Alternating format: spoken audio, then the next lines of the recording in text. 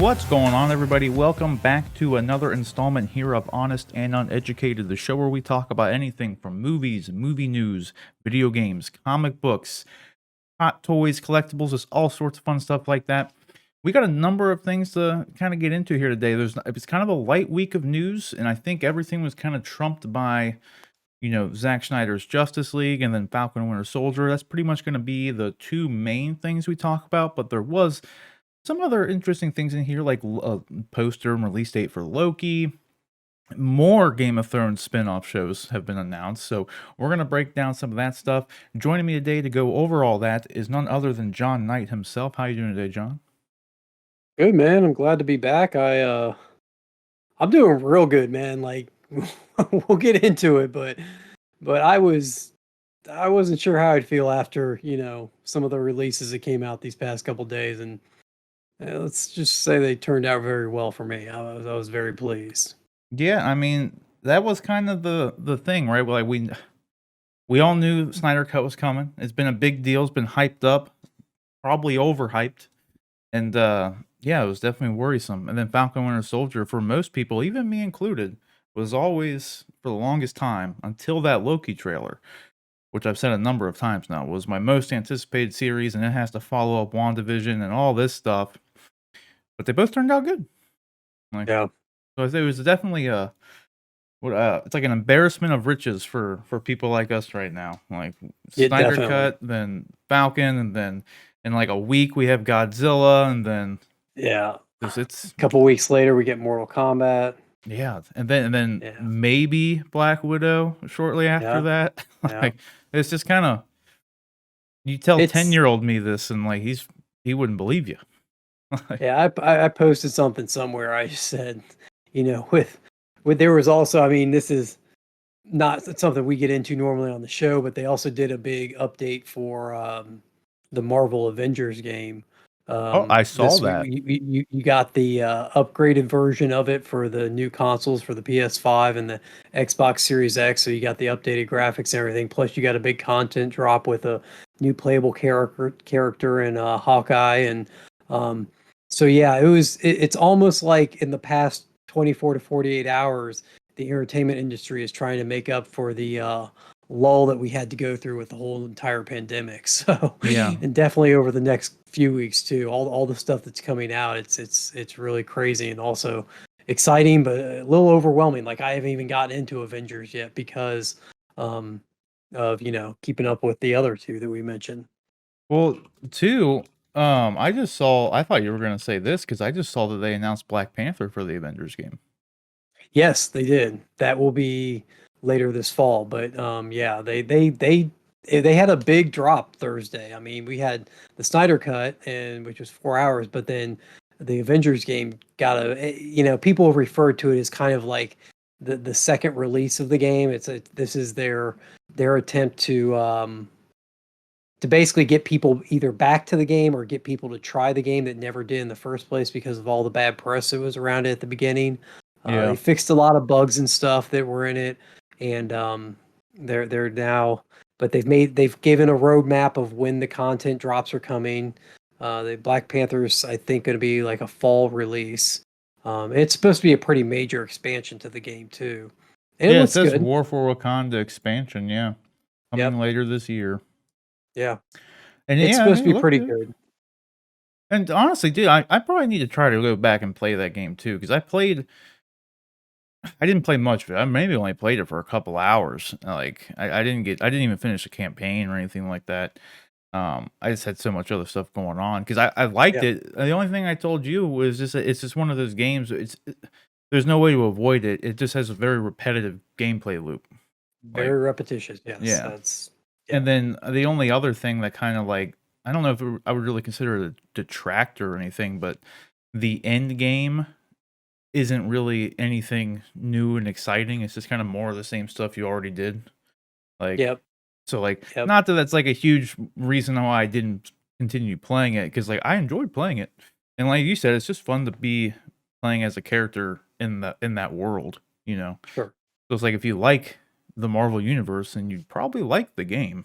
Like, Yeah, I think all the oh, characters play really well. I mean, you do get a sense that you are those characters. They're all unique enough that, I mean, Cap has his shield. You chuck his shield around. You do cool like leaping kicks and flips and tossing people around. Iron Man is very much his armor. You're using lasers and rockets and stuff from out of his armor. Black Widow's has her pistols and a staff and electrified staff and her gauntlets that she uses, and Thor, of course, with his hammer. So they all play very unique. The Hulk is just a huge tank. Like he just sheer power over enemies. So it's not like the characters themselves are repetitious. They feel like the characters are, and but yes, there are only a handful of environments. There are only a handful of scenarios, and it's just variations on each of those when it comes to handful of enemy types, and it's just variations on those when it comes to running missions and stuff. So I I felt like, but I'd already been through that repetition with like games like Destiny and stuff, and so I kind of expected that.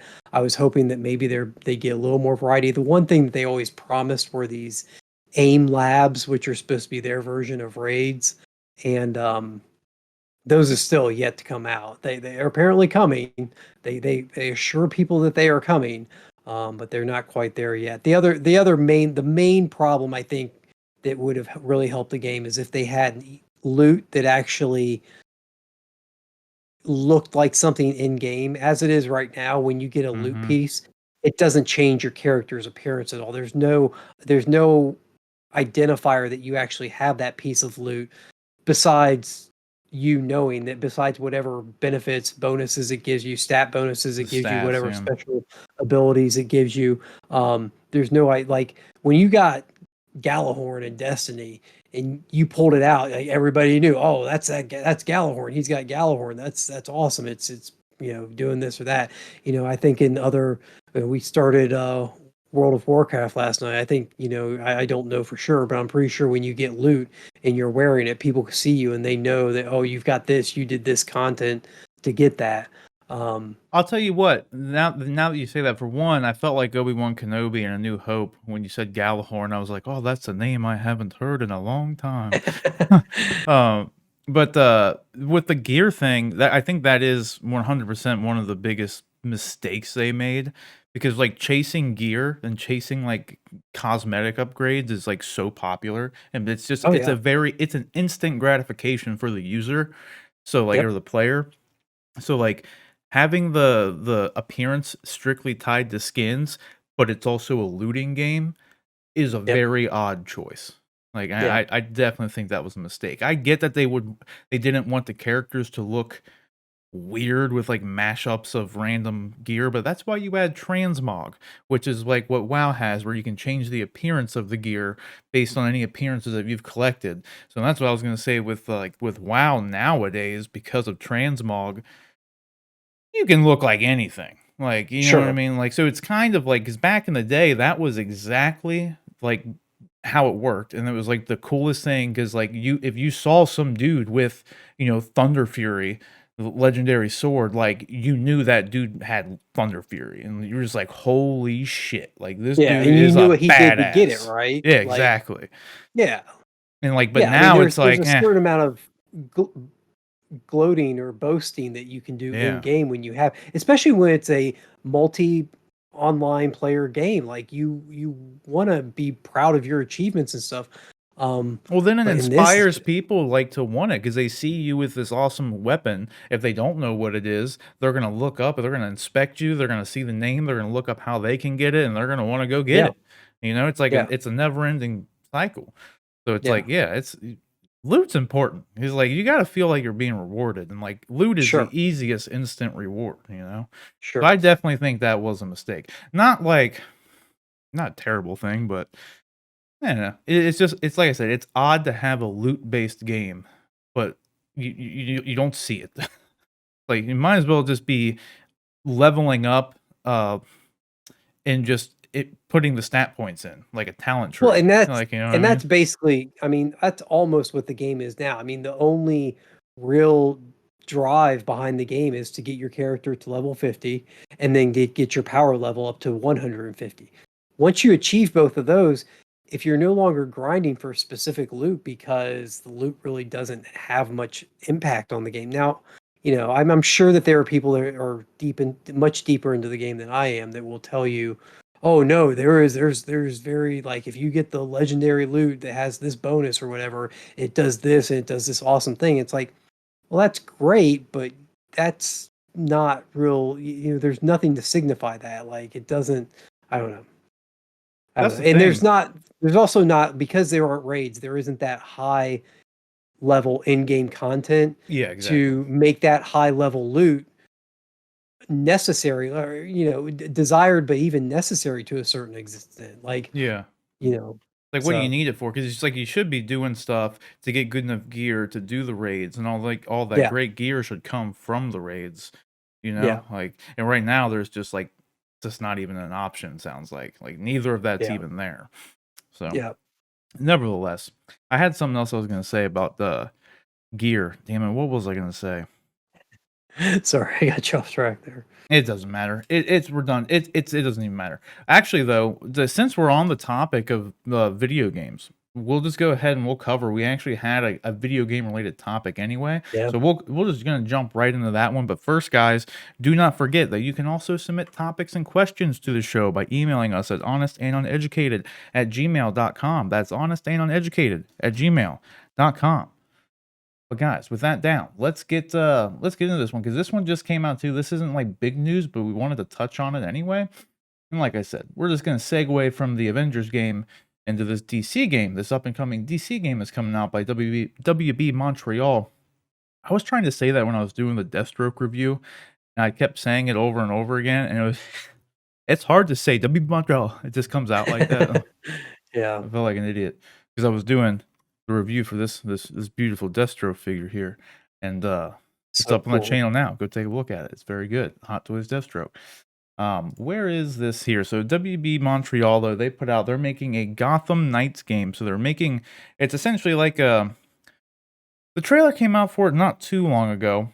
It came out with fandom. Yeah, I thought it was fan though, and Yeah. That it was announced alongside the Suicide Squad game from from Rocksteady. That one's actually Rocksteady. Rocksteady. Yep. Yeah, because that's the Yep. thing. I don't know if everybody knows it, but when Arkham Asylum came out, the first game in like the Batman Arkham franchise, that was made by Rocksteady.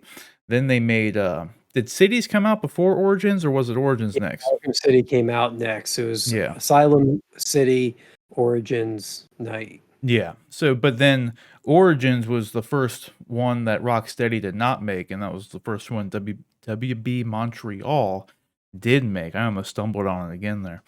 Yeah. But like, and that's the And thing they too. I love and they Origins. I thought that was great. they borrowed the engine or something from Rocksteady, but then did Yeah. some little tweaks to make it their own or something, I think Yeah. is the way that worked. Yeah. I don't Yeah. know all the details, but they pretty But yeah, much it was they worked it, in tandem. It was mainly Rocksteady, but WB Montreal was a part of it because of WB games. And it's a yeah. WB license stuff. So they pretty much just not necessarily hijacked it, but they had rights to use their stuff because Yep. they paid Rocksteady. So yeah, it Had was like one of the plays the same. Yeah. Had one of the most brilliant trailers for a video game ever. Yeah. Origins did. It's the trailer with it starts with a close up of a young boy's face, and you hear a gunshot, and I can't remember if they show the pearls drop or what, but basically it's the focus of the entire trailer is on this young boy's face as he goes into through childhood into adolescence into teenager into an adult, and it's all these various things happening to this kid as he's growing up. And of course it's Bruce Wayne's face and all the trials and tribulations he has gone through since his parents' death, all on his journey to become Batman. The last shot of the trailer is him pulling the cowl down over his face. It's pretty spectacular. Mm-hmm. One, And two. that was just a hint at how good the game was going to be. Oh yeah, because then later you got the Deathstroke trailer, which was Yep. and then the whole cinematic fight scene with him and Deathstroke is just amazing. And then not to mention you got this amazing character design from that game of Deathstroke. Yep. And then by virtue of anything else, at the very least, it allowed Hot Toys to make this. So it doesn't matter what you think of the game because at the very least we got this out of it. That's all that Yeah. matters. So yeah, but it looks like though they've been developing WB Montreal has been developing a spin-off. It's the details have been kind of sparse because it is somewhat of a continuation of Arkham Knight, It right? definitely feels like an It seemed Arkham like it Knight was. type game. Yeah. Yeah, because like it's set up in the trailer like Batman's dead. I Yeah. don't think he's really dead. It's just one of those classic cases of he's gone and they have to everyone else has to step up. So Nightwing, Robin, Batgirl, that's who Red you're Hood. playing. A Red Hood. The Bat Yeah. family is essentially the playable characters in this game. So based on how much I at least enjoyed Arkham Origins, I've been looking forward to this game because I think, WB did a pretty good job with it. So Yep. the story wise, like details again are kind of sparse, but it seemed interesting. And the fact that you were able to play, because one of the things that they kind of dabbled with in Arkham Knight was like co-op kind of aspect of Mhm. it with like, Batman and Robin, Batman Nightwing, they were able to do things Sure. together. So, and that's pretty much what this game and the Suicide Squad game, ironically, is pretty much built around. What it seems like. So it's going to be. I was just hoping. I don't know if it's been confirmed. If you can actually do like multiplayer co-op with it. I don't know if you can do that on either of them, but like that's what I'm hoping you can. But either way, it should still be fun. Yeah. Regardless, at the very least, I don't know. I like co-op games. They're just like I've always said. Like a game like Legends of Zelda or like Skyrim or something, I'd love the ability just to hop into like my buddy's world and just go and play the game with them, Sure. Like, so I would enjoy it It if it worked was it like worked that, really but well in game like Dark Souls and, yeah, yeah, stuff where exactly. it works as a single player, but also as a multiplayer component. Yeah. So I'm looking forward to that, but the bad news is that it's getting delayed till 2022. Their details are kind of sparse as to why, but it just says their official kind of comments on the matter was we are giving the game more time to deliver the best possible experience for players. Thank you to our amazing fans for your tremendous support of Gotham Knights. We look forward to showcasing more of the game in the coming months. So I don't even Mhm. know. Do you know what the official release date was prior to the delay?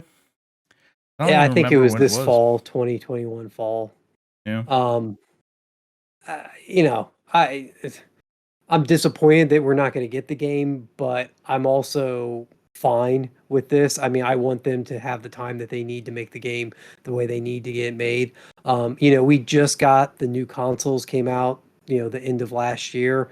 So I'm sure they're trying to optimize it for the new consoles and fine tune everything so that it works properly on those. Um, and maybe they've, maybe, I mean, the other thing this came up in something else I was reading recently. Oh, it was actually going back to the way we got on this topic. They were talking about Marvel's Avengers and the issues that had arisen from because when Marvel Avengers launched last fall, there was a lot of expectation and promises by Crystal Dynamics and Square Enix that the game would receive regular content updates, and it really hasn't up until this point. And Mm-hmm. so, but they were saying like, COVID changed the game for virtually everybody, and so I feel like it's completely, who knows how long WW Montreal hasn't released a game in years. And so who knows how long they've been working on Arkham Knights, and it's entirely possible that, or Gotham Knights, it's entirely possible that they were working on it and that COVID hit them hard and they haven't been able to stick to the production or the programming schedule that they had intended to. So if it takes a little longer, it takes a little longer. I look at other games like Cyberpunk 2077 and how long were we waiting for that game? And, how long, we waited 5, 6, 7 years for that game. And when it Mm-hmm. came out, it still wasn't right. So if Gotham Knights needs an extra year, even if it gets pushed to 2023, even if it takes 2 years to get out, um, as long as they get it right, it's still nothing like some of the waits we've had for some of these games. So, Oh yeah. it is what it is. I'm not too. The only thing I'm disappointed is we haven't had a DC game. I'm trying to think. I don't think we've had a DC game since Arkham Knight, right? Like I'm trying to think Injustice of too. Injustice 2. Thanks. Yep. Yeah, Okay. that's but So not a beyond that, true though, DC game though. I mean, that's like a mashup fighter game. You got Mortal sure, Kombat. It's pretty much Mortal Kombat. Like sure, So sure with DC, yeah. yeah, But we haven't gotten like a DC story experience yeah, game. I know there's a story to Injustice and stuff, but the yeah. It's a main great story thrust of too. those games is the fighting. Yeah. Yeah, So yeah. that's the So biggest disappointment for me is just it's like the DC movies. They just yeah, can't get them out that quick. yeah, yeah. But that's the thing. I just like the DC movies. I'd rather them not rush things like Justice League. Like just get it done. Like just take your time, push the Yeah. release date back, and just get it done. Because I would rather wait on a done game, a fully completed game, than give me a half broken game that's not gonna receive content updates and patches will take forever to get fixed because they weren't ready for it to go out to the public. And like, I don't want that. Like, I'd rather Yeah. just play the game and just enjoy the game and not worry about, because you even had a problem with Avengers. Like, you couldn't even, you got like froze on a mission or something, Oh and you had yeah. to wait for a patch to be able to even It's fix awful. that issue. It's like, I don't want that. I don't want to be It took trying to play and have to wait for the patch just to fix the game. Like, Yeah, they had a number of game-breaking bugs, and like the one I encountered, it took like 4 weeks. I started playing the game on launch day. I played it through that first weekend, and by Sunday of that weekend, I encountered a game-breaking bug that wasn't fixed for 4 weeks. I mean, it was terrible. I was like, and it was terrible on their side because they were giving there was no communication coming from the developer. The game was so broken at launch that they were spending so much time trying to fix so many different problems that they didn't even have time to communicate what was going on, which somehow not somehow it ended up making things even worse because nobody knew. Everybody was saying, well, it's happening to me, but nobody knew if it was going to be addressed. And mm-hmm. so Yeah. So in the end, I'm right there with you. I'm fine with waiting. I really want them to make, not necessarily WB Montreal or like continue this series, but like there's been a pretty big void of like all superhero games. Like they just haven't been a thing for a while. Which is yeah. weird because like back in the day, like they would kind of like Lucasfilm was pumping out Star Wars games like crazy. You'd always get these random, like there was a Superman the Animated Series game. It was terrible, but it was there. It was a thing. There was a Batman one. There was all these. There's a Batman Beyond one. Yep.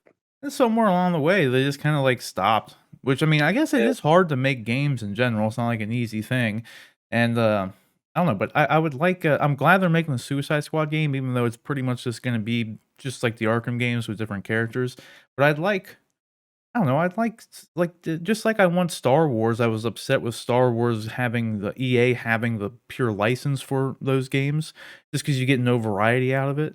I would really like the same thing to happen now that Lucasfilm Games is, or yeah, I guess they're calling it Lucasfilm Games. Yeah, now that Yep. they've opened up the license to like anybody, and so we're going to get this variety of Star Wars games from different publishers. So we're going to have all of these different types of games coming out for Star Wars, just like the good old days of Lucas games back in the day. So I want the same thing to happen for like DC and Marvel though, because like Marvel Yeah. Legends, what was it, Marvel Ultimate Alliance? I never played the most recent one on Switch, but I loved Ultimate Alliance 2, and the first one Such a was great good. game. Yep. There was that DC game that was this played the same way as I contend was I enjoyed it more, at least story wise, and it was actually pretty fun. I That forget was what a it was good game. called. What was that called? Oh man. I can't remember what it's called, but I loved it. I had it on the original Xbox. Yeah, it was on regular Um, Xbox. I think it was just called Justice League maybe or something. I mean, But yeah, that was a good game. that was a great game because like it was like Um, Brainiac at the end. mhm. And I think, what you're saying about there's a lack of, maybe I would have been less inclined to stick with Marvel Avengers, the new Marvel Avengers game, if there were better games coming out. But since there isn't anything, like the game plays so well that and that's the only thing to play if if you want to get a current version of a superhero game. So that's why I've really stuck with it. I think more than anything else, it's just like it's it's done well. I think it's a good game. But um, it's also one of the only ones out there. Justice That's League it. Heroes. Yeah, Yep, Heroes. That's right. Yeah, it was a good game. it was I fun. actually I bought an original Xbox, a used original Xbox, and this 2 or 3 years ago, just so I could play it again.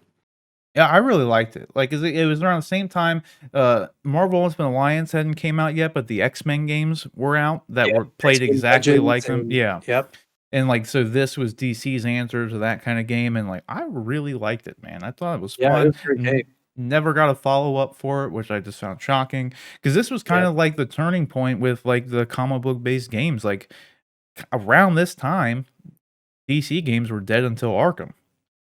Like, there Hmm. was no DC games that came out after this. I think did they make a Man of Steel game, or at least try to? I think they had one in development, or maybe they even did make it. I don't remember, but I don't think so. There was a Green Lantern game. was there? Yeah, there was a Green Lantern game For because the movie? I played that to tie it in with the movie. Um, I had no idea. and then there was something else. There was another one. There was another tie-in. There were a few tie-in games that came out in like you went from kind of the mid aughts is out there, or the aughts, the OOs, um, up through Mhm. 2015. Like you didn't get any tie-in games. There was a Batman Begins game. I forgot about that. There was a Batman Begins tie-in game. But you didn't get a tie-in game for the Dark Knight. You didn't get a tie-in game for the Dark Knight Rises. Yeah, those just Um, kinda died off, because I remember they were doing that up to Amazing Spider-Man had tie-in yep, games, and they were pretty yep. good. Like, yeah, but Yeah, they the just Amazing stopped doing that. not bad at all, yeah. Yeah, it's so weird. I don't necessarily need tie-in games for every single movie, but just them making a variety of games like that again would be cool. I think maybe it's just anymore, like, video games just there's so much more time intensive, like Cyberpunk, for Sure, instance, like you said, they were working on that for almost 10 years and it was still broken at launch. You know, they just yep. take a long time to develop, and I just don't think anymore there's such a higher standard for video games that they probably just don't have the manpower or want to put the money into just pumping out these, like, tie-in games, or just a lot of games in general, really. Yeah, I feel like Marvel I mean, DC still came out with a handful of games, but beyond Marvel Ultimate Alliance, Marvel kinda shut down their complete video They game did. wing until you got Spider-Man for PlayStation, Mhm. um, and now you've got Miles Spider-Man, which is also excellent, but yeah, there's Good. anyway, that's yeah, I wish that there were more games out to play, but I am okay with the delay to get this one done right. Yeah. Oh, they did have DC Universe Online, I guess. DC did have that concurrent, and they were doing stuff with it for quite a while. Did you play that? I did, and I really liked it when it first came out. I played it a Okay. lot. I played it I at think we launch for, talked like, the about first this. year. I was Yeah. super excited about that game. I bought the collector's edition that came with the Jim Lee design Batman Mhm. statue, and I bought it for PlayStation, and I started playing it, and like I literally couldn't figure out how to jump, and I was just like, "This is dumb. I give up." Like I didn't know what I was doing, Yeah, and it was good. I I really yeah, liked it, honestly. I thought they did for okay, the time it came out, it was very ambitious. Like, okay, just in general, but it played pretty well. Like, it played I would almost argue that it honestly played better as, like, a solo player or co-op game as opposed to an MMO. The MMO aspect was always kinda iffy. Like, it would yeah, work, but things weren't balanced, and, like, the raids were bugged, but they were at least there. Like, you could go and do the raids, and, like, you could get through them, but, like, they were very buggy. PvP was god awful. Everything was just, like, so imbalanced, but playing, like, through the story with, either your acrobatic character, your flight character, your super speed character, all that was fun, and all of it mhm, felt different. Like, all the powers felt good. Like, I think they actually, for the most part, did a pretty good job, and if you play it, like I said, just single player or two-player kinda thing, I would contend it's actually a good game, and it had a really good story too, but yeah, I mean, they kinda just, like, let that go to the wayside too. So, I don't know.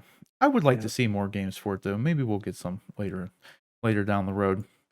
Either way, guys, question is, what do you think about that? Are you upset about Gotham Knights coming out? Were you excited for it to come out in general? And are you looking forward to Gotham Knights over Suicide Squad?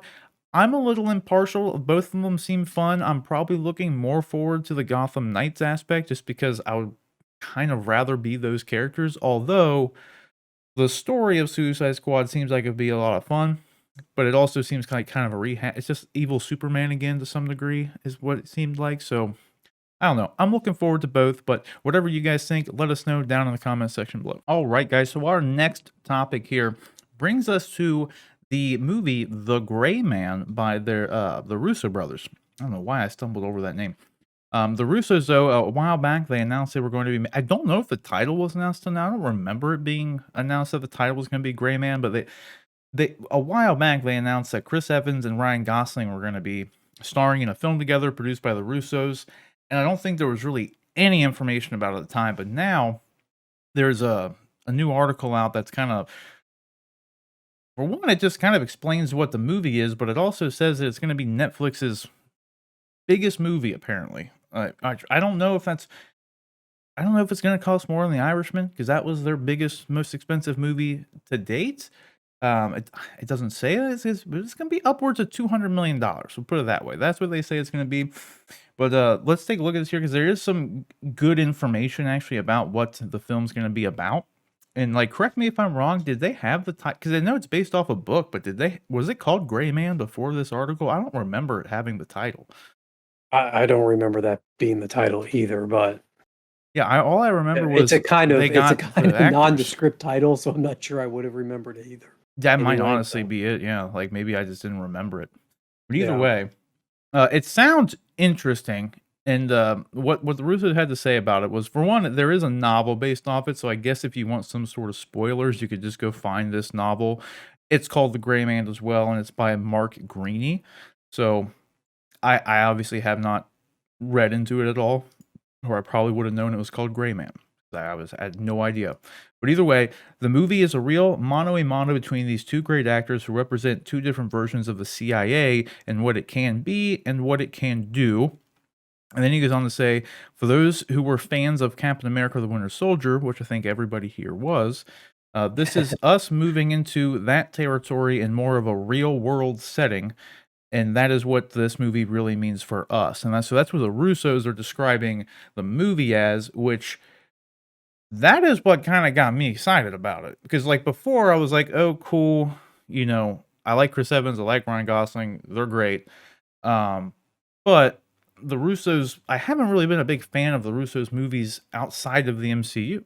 Like, in all honesty, there haven't been like, actually, I can't say they all haven't been complete dumpster fires because I haven't even watched two of them. Like, I haven't watched Cherry and I haven't watched 21 Bridges. I watched Extraction, and then what was the other one they did? I think they did another one. Either way, Did they uh, do Extraction or were they just producers on that? yeah, they've only been producers on all of them. Other than Cherry, they actually did Cherry. So Cherry was they directed yeah, Cherry, yeah, correct? yeah. But their Yeah. production company was behind all three of those. I think there may have been Okay. another one, but I can't remember off the top of my head. But either way, their Agbo production company was behind those three movies. So like they picked them up and they made them happen, and I Sure. wasn't really impressed They by had to have some either kind of of them. they had to like the stories Yeah. well enough to yeah. Yeah, and like not like I said, I never even gave 21 Bridges and Cherry like a good honest try myself yet because I don't know. I heard from people that I trust their opinions on that they weren't very good, so I just haven't. There's a lot of content out there, so I really haven't felt like just never got around to it. I did watch Extraction, and it was You're not gonna so-so. roll your dice on something you're unsure of when there's stuff that you're Yeah, pretty a lot more sure you're like out there. Yeah. exactly. So, but maybe one day when I have some time, I'll watch them. But I'm mainly just excited for this because Winter Soldier was probably my favorite MCU movie.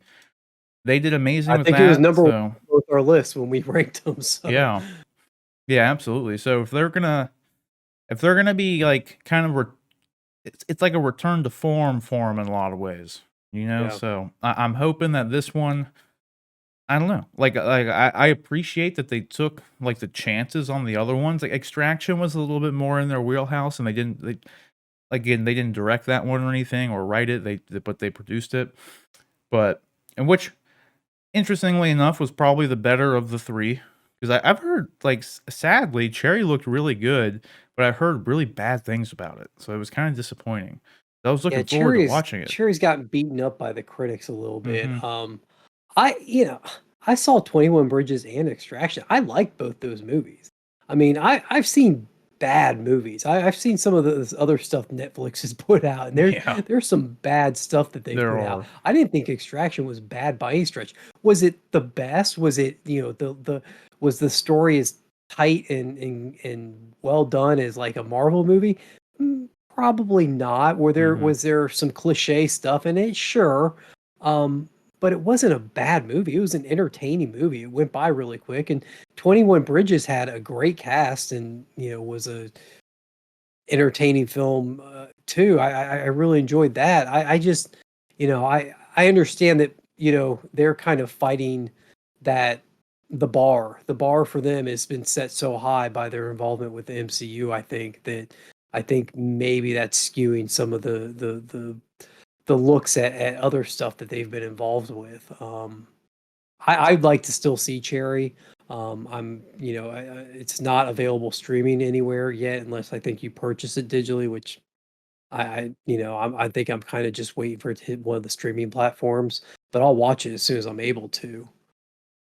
Yeah, I'm right there with you. I still probably will give Cherry a try at some point. I was more interested in that one than 21 Bridges. If anything, I'm interested in watching 21 Bridges just because it was one of Chadwick's last movies. Chadwick, He did that yeah. one, and then what was the one he just did that he had, like, a really good performance in, and it was like a period piece. I can't remember what it was, like Get On Up or something? I don't remember Uh, what it was. Get On Up with James Brown one he did a few years ago, but Oh, I was that know that one? it's Ma Rainey's Yeah, something like that. something. Yeah. Like, I heard Yeah, he was that's great supposed in to be that. excellent. He got nominated, I think, for a Oscar for that, right? I think so. I Yeah. believe when the Oscar nominations were announced last week or the week before, I believe he's nominated for an Oscar Mhm. for it, which I haven't seen that one either. Again, that's another one that I'm kind of waiting till, with theaters not being open, I have a hard time shelling out $30 to own a movie on a Mhm. streaming platform versus, I used to pay the $10 to $15 to go see it in a theater, but you add another 20 on top of that, even to own it. If I don't like it though, if I don't care for it, I'll never watch it again. I have a hard time paying the extra 20 for that. So with theaters being closed, I've missed out on a lot of movies. Yeah, I I get that they need to charge the money for people because 'cause they're not getting, like, return viewings, and they're not getting, 5-person families coming to, so I get the $30 price points for, especially not like Disney paying $30 for premium access to their movies when they put them on, like, I get it, but it's a steep price just to, like, pull it up Sure. on your Try TV. something. Yeah, and you're like, you just don't even know if you're gonna like it, like, Yeah. yeah, so I'm not a big fan of doing that myself. It's like we already pay for every streaming service available now. It's like, Yeah, there was that golden age of streaming where you had like just Netflix and maybe Amazon Prime, mhm, when people were cutting the cord, but now cutting the cord doesn't save you any money because you have to subscribe to 15 different streaming services. yeah. And the weird thing is with this movie too, this article goes on to say, like, it's based on a book, but apparently, like, I'm assuming that they it's obviously gonna be an adaptation of sorts because I guess the plot points are still, like, unknown, which is, Yeah. like, interesting. Like, it just says there's a deadly duel between killers. It's a again, it's very, and they even go on to say that it's very unclear that if it's gonna be like a direct adaptation or if it's gonna be if they're taking their own liberties with it. Again, I'm interested in it for the actors. Like, obviously, they're great, and then if they're gonna make, you're gonna tell me the 2 guys who made not Falcon and Winter Soldier, but who made Captain America: The Winter Soldier is gonna make a Yeah. movie like that, then I'm excited for it. Yeah. So I'm No. hoping. I'm hoping one day, I hope Well, they knock it out of the park, like, for this and one. it's also, that big production budget that they had Mhm. when they worked on their Marvel films. So, they're able to to not really hold back on the action set pieces and stuff, which is exciting too. I'm super excited for this film. I think I'm hoping it'll be good. Yeah, and then interestingly enough, here it goes on to say that there's 10 books in this series, and Hmm. they're wanting to turn this into like an MCU-esque movie series with like Gosling returning for future movies. So I mean, I don't know. I mean, it's ambitious. I don't want 'em to put the universe before the movie, but but I mean, they are explicitly saying that they're looking at things beyond the first movie, like so, which is good and I bad. I think that I don't think they're experienced enough in that realm to where I don't think they would make the same kind of pitfalls that Universal did with the Dark Universe. So, Well, and they seem like they're smart guys, so mhm, I'm sure they picked up stuff from Kevin Feige about universe building, and they worked with him on a number of different MCU movies. So, I'm sure that they have some idea of these are the things that we can do. These are the seeds that we can plant for possible future. But we also, like we talked about last week with Kevin Feige, I think, and keeping the stories contained, keeping focusing on one at a time. So. mhm. And that's what it sounds like. I mean, they go on to say it's being conceived as a series of films and again, potentially branching out, and we could follow other characters, but we're not going to answer every question in the movie. So you're going to finish the movie and have a complete story, but you're still going to have questions about the wider universe, which is Sure. exactly how Kevin Feige does things. He Yep. tells the self contained story, but leaves some hanging threads that maybe they can be picked up on later in another movie or a sequel to this movie or whatever. So just hopefully there's enough. I mean, if there's 10 books in the series already, there's obviously I mean, they have a blueprint of something like some way they can at least borrow information from if they don't do direct adaptations. And there's obviously enough content within like the already pre-existing material to like lend itself to being a big overarching thing, I would imagine. Like 10 books is that's a lot of books. So Yeah. I'm looking forward to it though. Question is, guys, what do you think about this? Are you excited for the Gray Man? Did you even know it was called Gray Man before this, or was it just me completely brain farting on it being called the Gray Man? I had literally had no idea until I knew this movie existed. I didn't know the title existed though. It had to have, considering it's being named after the book that is pre-existing at this point in time. So it sounds like that one was just on me. But question is, what do you think? Let us know down in the comment section below. All right, guys. So our next topic here brings us into the world of Westeros, and that is a Game of Thrones world. If you're not too familiar with it, but we all know HBO has been planning multiple Game of Thrones spinoffs. We've heard numerous reports. There was one in development with what's her name, the blonde woman. God, I can't remember her name right now. She's British. She was in The Ring, maybe. Can't Naomi remember. Watts. Yes, that's exactly who it was. Yeah. So they had a spin-off series planned with Naomi Watts. They even shot the prequel for it and everything. Then they canceled the show. So, which I thought was rather odd. But then, because they canceled that show, they'd already shot stuff for it, canceled it, but then greenlit George R. R. Martin's like backed prequel, which it makes sense as why they would do this one because George was like actually had his hands involved in this one. But it's the House of Dragon one. We know the House of Dragon one is coming. But now we have word here. Well, actually, recently too, we had the Dunkin' Egg thing announced. So there's two shows we know are being in development right now, and that's the Dunkin' Egg show and then House of Dragon. House of Dragon's actually like filming stuff and like it's coming. They have cast and all that stuff, but there's these new shows coming, which are actually kind of interesting. So one of them is going to be produced by Bruno Heller, who created the Rome series. If any of you are familiar with that, I never actually watched it, but I heard good things about it. Um, Hmm. but his series is tentatively called Nine Voyages, and it puts the spotlight on Lord Corlys Valerian. And Lord Valerian was the leader of House Valerian, who was House Valerian was mentioned multiple times in the original Game of Thrones series. So if you've read the books or anything like that, you might be familiar at least with his lineage. And then he's known as the Sea Snake and Lord of the Tides. And apparently, a Steve Toussaint is actually playing Corlys Valerian in the House of Dragon TV series. So it's unknown whether or not he's going to reprise the role and this is actually going to be like a spin-off of that, or if it's going to be a completely separate thing. I would imagine it's going to be a spin-off. I don't see why they would have two concurrent things going around the same time period. That would seem rather odd, but I mean, this is HBO, which is owned by Warner Brothers, which we know has a very odd track record of doing things. Like, so who knows? Maybe this is a Game of Thrones multiverse situation. Like, absolutely no idea. And then the next one is going to focus on Princess Nymeria, who is also mentioned quite often and primarily by Arya Stark. She mentioned Nymeria quite a few times in the original series with the Sand Snakes as well, because Nymeria was a revered ancestor of House Martell. So one of the Sand Snakes was actually named after her. Her name was Nymeria Sand, as you can see here, which was, I can't remember her name too. What was her name from Iron Fist? I know her name was Connie in the show, right? Colleen. Her name was Colleen. Colleen, yeah. I can't remember her real name, but she's who played the Nymeria Sand, if I'm not mistaken here. So that's what the next one is going to be based off of. Now the third one, though, unknown, but apparently this one seems rather odd. The other two kind of make sense. I personally probably wouldn't be interested in developing either of those two shows myself because I don't really foresee, as someone who's read all the books,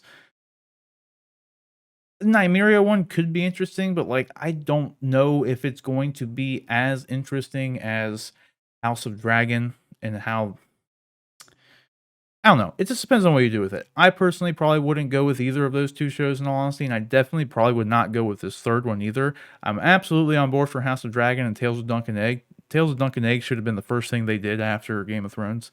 Like it was a shoo-in. It was just such an easy thing they could have done.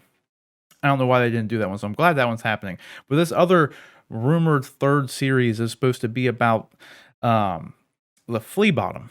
This, and if you remember Flea Bottom being mentioned, is pretty much just like the poorest, shitty area of King's Landing, where Davos was from, and where like Gendry was down on the streets. But like when we meet him, like where they were dumping the poop down on the streets. You know, they don't have a plumbing system. The plumbing is just you dump your shit outside. Like, so I don't really know where they would be going with that one. So that one's probably like the least interesting sounding one of the three that they're considering doing here. But frankly, like I said, as someone who is actually like is very familiar with the Game of Thrones world, I don't think either of the other two shows would be very interesting. Maybe the Nymeria one, maybe. But I think a more interesting show would be focusing on like the Greyjoys. Like they're way cooler, especially in the books. So I don't know. John, as someone, I know you haven't read the books, and as someone who is gravely disappointed in the Game of Thrones series, at least as far as the TV series goes and how it ended. What do you think about this? Is it, do any of these three potentially announced shows, they hitting with you, good or bad? My initial reaction is basically what you said 3 or 4 shows ago when we were talking about the upcoming cast, some of the casting for the upcoming House of Dragons show. This stuff should have been ready to go when Game of Thrones ended. Like, you know, it maybe should have been ready to go the season before it ended. I just, I don't know. I don't know that I care anymore. It'll be. I saw somebody recently. I can't remember where this was. There was something somewhere. Somebody said something like, once George R. R. Martin finishes the Game of Thrones books, it'll be interesting to see if HBO goes back and does like the George R. R. Martin cut of the last couple seasons of Game of Thrones, just because it is so divisive, and so many people had issues with it. You know, that's okay. That's a funny joke, honestly, but like I'm again, as someone who's read the books are so drastically different. You could actually go back and do the George R. R. Martin cut, and it would be a new thing akin to the Snyder Cut, like where it's overall the same story beats are there, but there's enough new stuff in here to really merit doing that. In all honesty, you'd Yeah, have to introduce a lot of things if you really wanted to follow it, but yeah. it could Uh, work. I know it's a joke, but it could work. I loved Game of Thrones so much up through I even the penultimate season, like I love that show. It was the last season mainly, and so just the way the characters diverge so much, which we've talked about much before. I don't need to rehash that. Um, but I love that show so much. I guess I'll probably give these a try. Um, if nothing else, I know that HBO's production values are going to be good on them. So I hope the shows themselves. So I'll probably, because I did love the world and everything so much. I'll try it. I don't think the same. The was it WB? Where Deb? I can't remember the guys that create. It's Weiss and what's the other guy's name? Benioff, yeah. Benioff and Weiss. I don't think that they're involved with these. So hopefully the the people that are involved with these learn from the mistake of Game of Thrones and not to just kind of fly by the seat of their pants when it comes to crafting the story and rushing things. Like, make if you're going to make characters turn, make the turns make sense. Make the turns have more than just like, oh, they said this one line back in season 3, so clearly this was a possibility later on. Like, no, like actually make the turns make sense. Make the characters, you know, be who you present them as for the first 6 or 7 seasons. Yeah. So Yeah, I was definitely I was disappointed with how it ended, not because of the events that happened, just because of it was all rushed. Like, everything was yeah, just rushed. I never understood the reason for shortening the last 2 seasons. I think was a huge mistake. Like, I don't know. That's just me. So I hope they. I would have to assume HBO has learned from that, and they're not gonna maybe take their time with this stuff. Because on top of all this, they also have like a Game of Thrones animated series in the works. So I'm right there with you though. Like we've talked about before, they really needed to have this stuff ready to go, especially with like as soon as HBO Max was announced, it should have been launching with their new Game of Thrones title. Because then maybe they wouldn't have to release all their new movies on HBO Max to try to bring in subscribers. You know what I mean? Like yeah, I like they needed something ready to go, just very much how Marvel does now, you know? Like as soon as WandaVision ended, bam, we got Falcon and Winter Soldier. Not the same for Disney back in, Mandalorian season 1 times when we just had to wait another year for Mandalorian season 2. But nevertheless, right, they're picking up their steam and they're going to have these shows like back to back to back to keep you interested. So, that was their biggest mistake with it aside from completely rushing those last 2 seasons for whatever reason. Though I agree, though I liked what was it, the 6th season or the 7th season, whichever one, the penultimate season. I yeah, thought that one was fine. It flowed okay. It was good, but ugh, after that, it was kind of a mess. Everything was kind of a mess. So I hope they nail this Tales of Dunk and Egg show because like everything is there. So very akin to how Benioff and Weiss, when they had the books to go off of, the show was fantastic. Like, I don't think anyone hmm would argue that. Is as soon as they got to those last 2 seasons where they had to deviate from the books, so everything was just rushed because they only had cliff notes from George. Like, well, this is what happened, so you just need to get to this point. So they're like, okay, well, let's just make that fucking happen. Like, so, but with Dunk and Egg, they had all that source material is there. So hopefully, whoever's penning those scripts and all that, like all they got to do is expand it. Like that's yeah. really it. So that's the one I'm looking forward to most. So we'll just have to wait and see. But the question is, guys, what do you think about all this? Are you excited for these Game of Thrones spin-off series? Are you kind of like John, like you don't even know if you're gonna care about Game of Thrones anymore once these things come out? You'll probably give them a try, but they've lost all the steam. There's really no hype for Game of Thrones anymore. Very, very akin. I know that's like the fourth time I've said very akin in this one segment, but kind of like Avatar, right? Avatar's like 10 years too late at this point for like most people, I feel like. Like no one's excited for Avatar 2. Well, I'm sure there's going to be a lot of people who are going to check it out regardless. Is that kind of where you're at with Game of Thrones?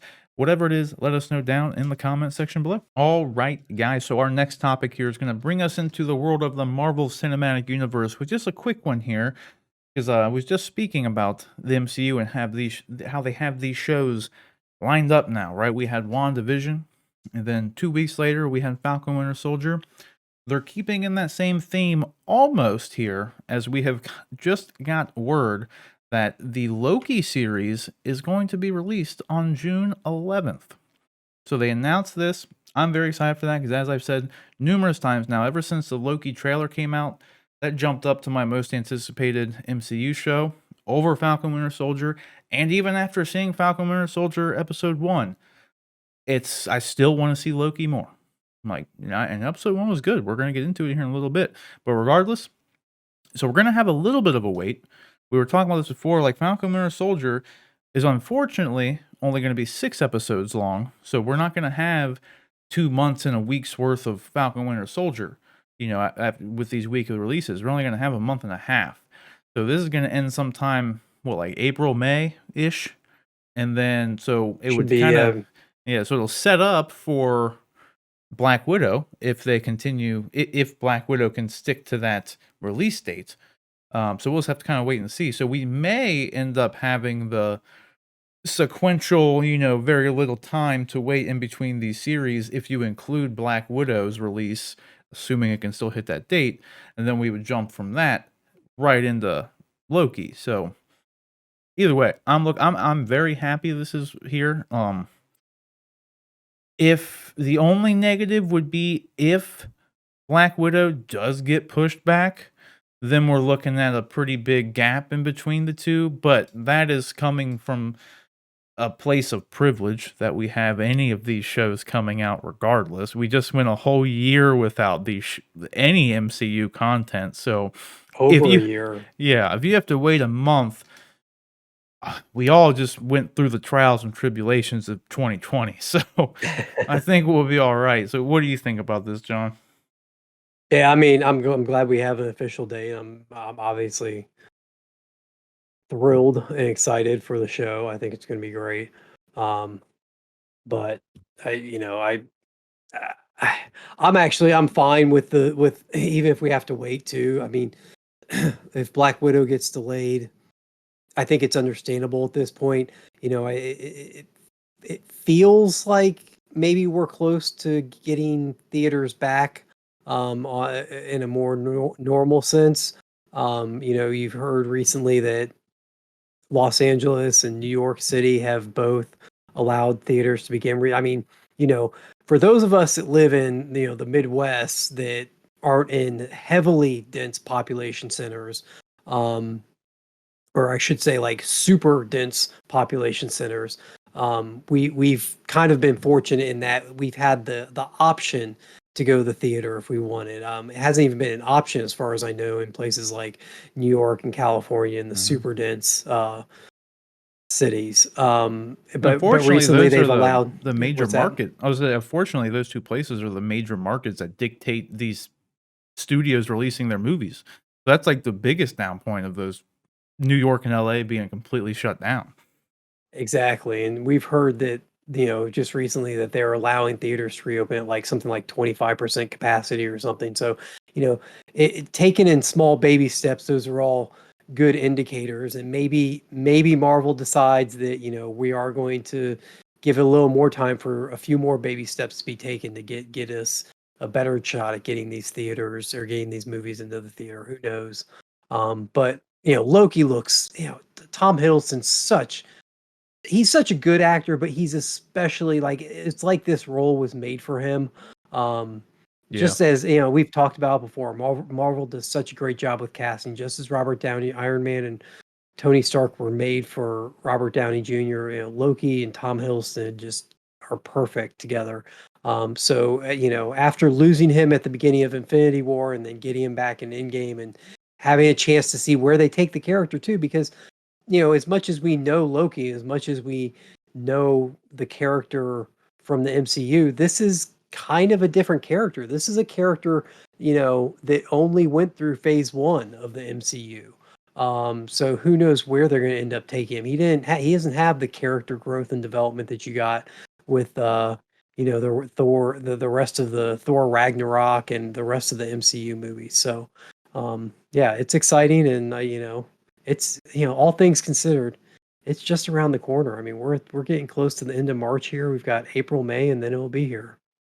Yeah, it's actually you bring up a good point though too, like because this is a different Loki, and it's going to be curious.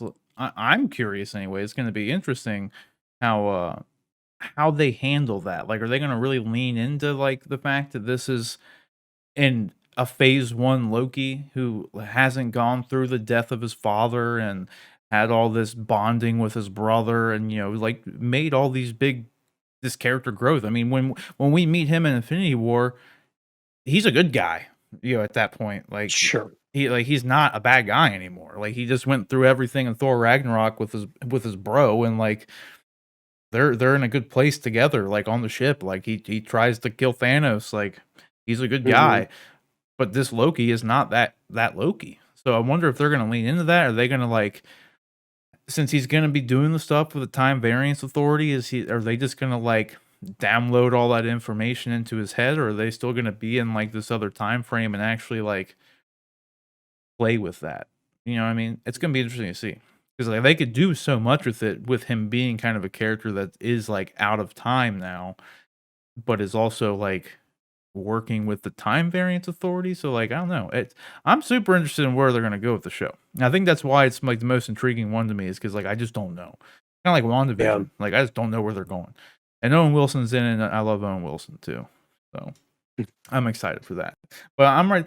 We did get too. We might as well say too. Like Bob Chapek did just recently say, and was it like an earnings call or something, or he's being interviewed. I forget what it was, but he made the biggest indication that he has that anyone at Disney has in the past couple of months that kind of insinuated that Black Widow, they're willing to wait to the very last minute to decide whether or not they're going to keep it in theaters, bump it back, and for the first time, maybe even put it on Disney Plus. Like he didn't Yeah. overtly say that, but everything he said vocabulary wise in this statement pretty much left the door open to where like they're considering the possibility of just putting it on Disney Plus at this point. And they never made any indication of that before. Like they have been strictly this is going in theaters, this is going in theaters, blah blah blah. It wasn't the case this time. So I think I was telling you like off camera here that I think that after they've seen how successful the MCU content is just is on Disney Plus, Sure. they're probably a lot more okay with, well, let's just go ahead and put it there. We charge $30, we do whatever. Well, that was the other part. You mentioned that they will probably, and which is a smart, I mean, prediction, that they will probably release it under their Premier Access, which they did with Mulan. And what's the most recent one that just came out with Premier Raya, Access? Raya and the Last Raya Dragon. and the Last Dragon. That's right. Um, which is essentially a $30 rental until it just becomes part of the platform itself normally, right? I Mm, mean, yeah, there's no, it's not like you get like, I know if you buy a movie digitally now, there's Movies Anywhere, which allows it to be accessed through any one of a number of different, but I don't think Disney Premiere is tied in with that Movies Anywhere program. So this, you're basically just renting it until, and I'm not sure how that works either with that Premiere Access. I mean, if you cancel your Disney Plus subscription at some gone. point, do you lose it? Yep. So yeah, you know, That's why I I think it's a hate, stupid setup. yeah, I like, I'd like to say that I would have the, I don't know what the right word is. I'd have the fortitude, I'd have the wherewithal to not Yeah, rent it when it comes out. not gonna But I mean, happen. it's Black Widow, it's the Yeah. MCU. It's, I mean, like, fine, all right, here's my $30 to rent it for the next 60 days until you just add it to the platform like normal, which Mhm. it's to be honest, it'd be the first thing that would sour me on the Disney Plus experience. Yeah. Because otherwise I have nothing but glowing, praise for that, for them and what they're doing over there. But the instant they charge me $30 just to watch something that I would prefer to go see in the theater anyway, and I'd prefer to pay like, my $15 at the theater to go see it, then that'll sour it a little bit for me. But That's the worst part of it, because that's why they got a lot of criticism about it with when Mulan came out. Granted, Mulan ended up not being as good of a movie as people had hoped it would be, so I feel like that kind of lent itself to the criticism of having to pay $30 for it. But the biggest blowback they got was, we're already paying for Disney Plus. Like, why do we have Yeah, to pay for this? And then like $30 is, like you said, a little bit more than 15. Like, yeah, granted, they're basing this off of there's no repeat viewings. There's not, a family of 5 going to see it. So when you consider all that, sure, $30 is a decent price. It's not like an outrageous sure. price, but either way, it's not something you actually own. They don't give you a digital download code so you can watch it offline. No, like, you have to still access Disney Plus, and you still have to pay your monthly subscription in order to watch the thing you just paid $30 for. So, like, you're Yeah, literally just paying for advanced access to get it yeah. 2 months earlier, 3 months earlier, whenever it gets on the platform, which I think is, like, honestly the biggest pitfall of it, like, from a marketing standpoint. Like, I feel like more people would be on board with it if they had an offline capability for it. If you got a Movies Anywhere download key, for instance, like, something that actually If let you you, like, truly owned a yeah, copy of the movie, like instead of like we're saying, just early access or rental of it. yeah, like, I would be far more on board with it myself, even if I knew when I buy this, I own it. But as it Now, stands now, that's not how it is, like, just to play devil's advocate and just to start setting up my own rationale in my head for why I do eventually cave and buy it. Um, Disney Plus is not as expensive as say like HBO Max or Netflix. I mean, for right, I think my current Disney Plus subscription, at least as far as I know, because I think I signed up for 3 years when it first came out, and I signed mhm, up at like a locked in rate of like $6.99 a month. So, yeah. I'm saving $3 to $4 over the next closest streaming platform I use. So I guess when you add those $3 or $4 over the course of a year, if I have to buy one movie for $30, I'm still coming out ahead. Is that rationale make it okay for me to do this? I mean, it really does. I mean, that is the one thing. I mean, even now, for everyone else who didn't buy the 3-year upfront thing, they just, like, last month, I think, bumped it up to $7.99 a month. So, like, Yeah, mine went up to $7.99. But I had it, for the first year I got for free anyway. I had the first yeah, year free, so I didn't pay anything until once it went up to $7.99. It was after their year anniversary, they bumped it to $1. So it's still half the price of, HBO HBO Max Max, or and yeah, half the price of what I pay for Netflix, because I have the plan that has multiple devices and 4K and all this shit. So it's still the cheapest service. Granted, they're pumping them out now, but for the first year they didn't have really any original content. It was just their massive Disney library, which was still, I would argue, for $6.99 was still worth it. yeah. Like, that you still got a lot of stuff out of it, and you at least got, Mandalorian, season 1. But either way, I am excited for the Loki show. So I in the end, if when it comes to Black Widow, I'm cool if it gets delayed. I don't want it to go. I'd be fine with it going to Disney Plus, but it is something I would rather see in theaters personally. Like, those are the movies I go to the theater for. Like, I don't know. I wouldn't want to have to pay $30 for it and just watch it on my TV. That's the only Let let thing. Like, let me ask you this. What if they end up announcing that, hey, look, we're not comfortable with the theater situation? I doubt they would do this, but what if they say we're not comfortable with the theater situation the way it is right now? Well, let me give you two scenarios. One is they do what HBO Max is doing. They release Black Widow, Disney Premiere online streaming, but they also put it in theaters. Which way are you going to go see it? I would probably go see it in theaters at that point. Okay. Like, I wouldn't And pay then what 30 to watch it, especially if I could go pay 15 to watch it in the theater. I wouldn't pay 30 to watch it here. Or are you saying it even though would be even though free you on Disney Plus? No, no, I'm saying you have to pay 30. It's Disney Oh, Premier yeah, yeah. Access. You pay $30 to watch it at home, or you can go to the theater. Like they're doing a hybrid release, like Warner Brothers, except Mhm. Warner Brothers is doing theirs for free. So there's that option. Or what if they say like you $30 Premier Access charge and you get it now, or you can wait 3 months, and then we're going to actually do a theatrical release. What if they announce a theatrical release, but because of the pressure that they're under or whatever, they do a premiere access early? Do you wait for the theatrical, or do you go ahead and bite the bullet and do the early access? I would argue this. Like obviously I would at that point just do the premiere access. Would you? Mainly because Okay. of the spoiler stuff. But I would say Yeah, in relation to that, since this is a prequel, I don't really know how much spoiler stuff there would be for the overall MCU. Like if you're looking for, retaining spoiler free for the big overall picture, you'd probably be sure. fine. Like, how much did Captain Marvel spoil anything? Exactly. Like, I don't think this When is it's gonna yeah, spoil anything. You're only gonna be spoiled of this movie. So sure. there's this would probably be the best one to do that with. Like, because it's not gonna have any like ramifications really. Presumably. I mean, you never know. Potentially could, but I think the cat's already kind of out of the bag that Florence Pugh's character is gonna be showing up in more stuff later on.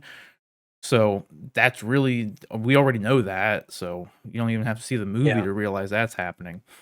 So I don't know. There's no way I would wait to see it. Like if the option's there, I would just yeah, watch it and like I don't know. I'd rather see it in theater, but if I can't see it in the sure, theater, I'll watch it on Disney Plus and just deal with it. Even though I yeah, really don't want to pay $30 for it. Like that'd be the only thing. But yeah, either way, we'll just have to wait and see what they do. I'm still hoping that, like, at least around here, if the theaters and everything that stays fine, then I could still see them hitting that May release date as long as in the next couple of weeks, maybe the next month, there's not huge spikes out there once the theaters are opening up because they're opening up at like 25% capacity. There was never any outbreaks traced back to a movie theater during the whole time all this stuff was shut down. So as long as everything and everyone is doing their jobs and everyone's being smart, we should be good. But I mean, the same could have been said a year ago. yeah. So I Well, don't and know. I bought a ticket to go see Kong versus Godzilla, and they're still doing all the social distancing protocols and everything, Mhm. even with the vaccine being out there now and people starting to get in, it becoming, a little in cases somewhat on the decline. Like they're still doing the social distancing and stuff. So, um, it will be interesting to see how long that those protocols stay in place. I got to figure those are going to stay in place through the better part of this year. Mhm. So I don't know if Disney's going to do some hybrid release, like where they do both the premiere access and in theaters, just because you're losing seating capacity, releasing it that way, or if they're going to try and push it to maybe fall when maybe they hope that seating capacity isn't as limited. Who knows? Yeah. I don't know. The option is definitely there, and like I said, Bob Chapek, he was very unclear as to what they're gonna do, but he's like I said, they're willing to wait until pretty much May to let you know. Yeah. So we'll just have to wait and see. Bob, I'll talk directly to Bob here. Bob, just hold the movie, just keep it in theaters. Don't send it to premiere access. If it goes to fall, it goes to fall. You've held it this long. You know that it's the MCU. You know they know what they're doing. Just Yeah. just trust Feige. Trust I, Feige. honestly, I just say just push it back if they need to push it back. Yep. Keep it in theaters, push it back. I think that's in the end what they want to do. I think, like I said, the only thing that is making them begin to question it is just how they see how successful WandaVision was and Falcon Winter Soldier was. So they're like, why not just throw this on there too? Then, like, that's the only And thing I think that's kind of wrenching their thought process. and let's be honest here. Black Raya and Mulan are both. I guess Mulan was live action, so it might have skewed towards an older audience.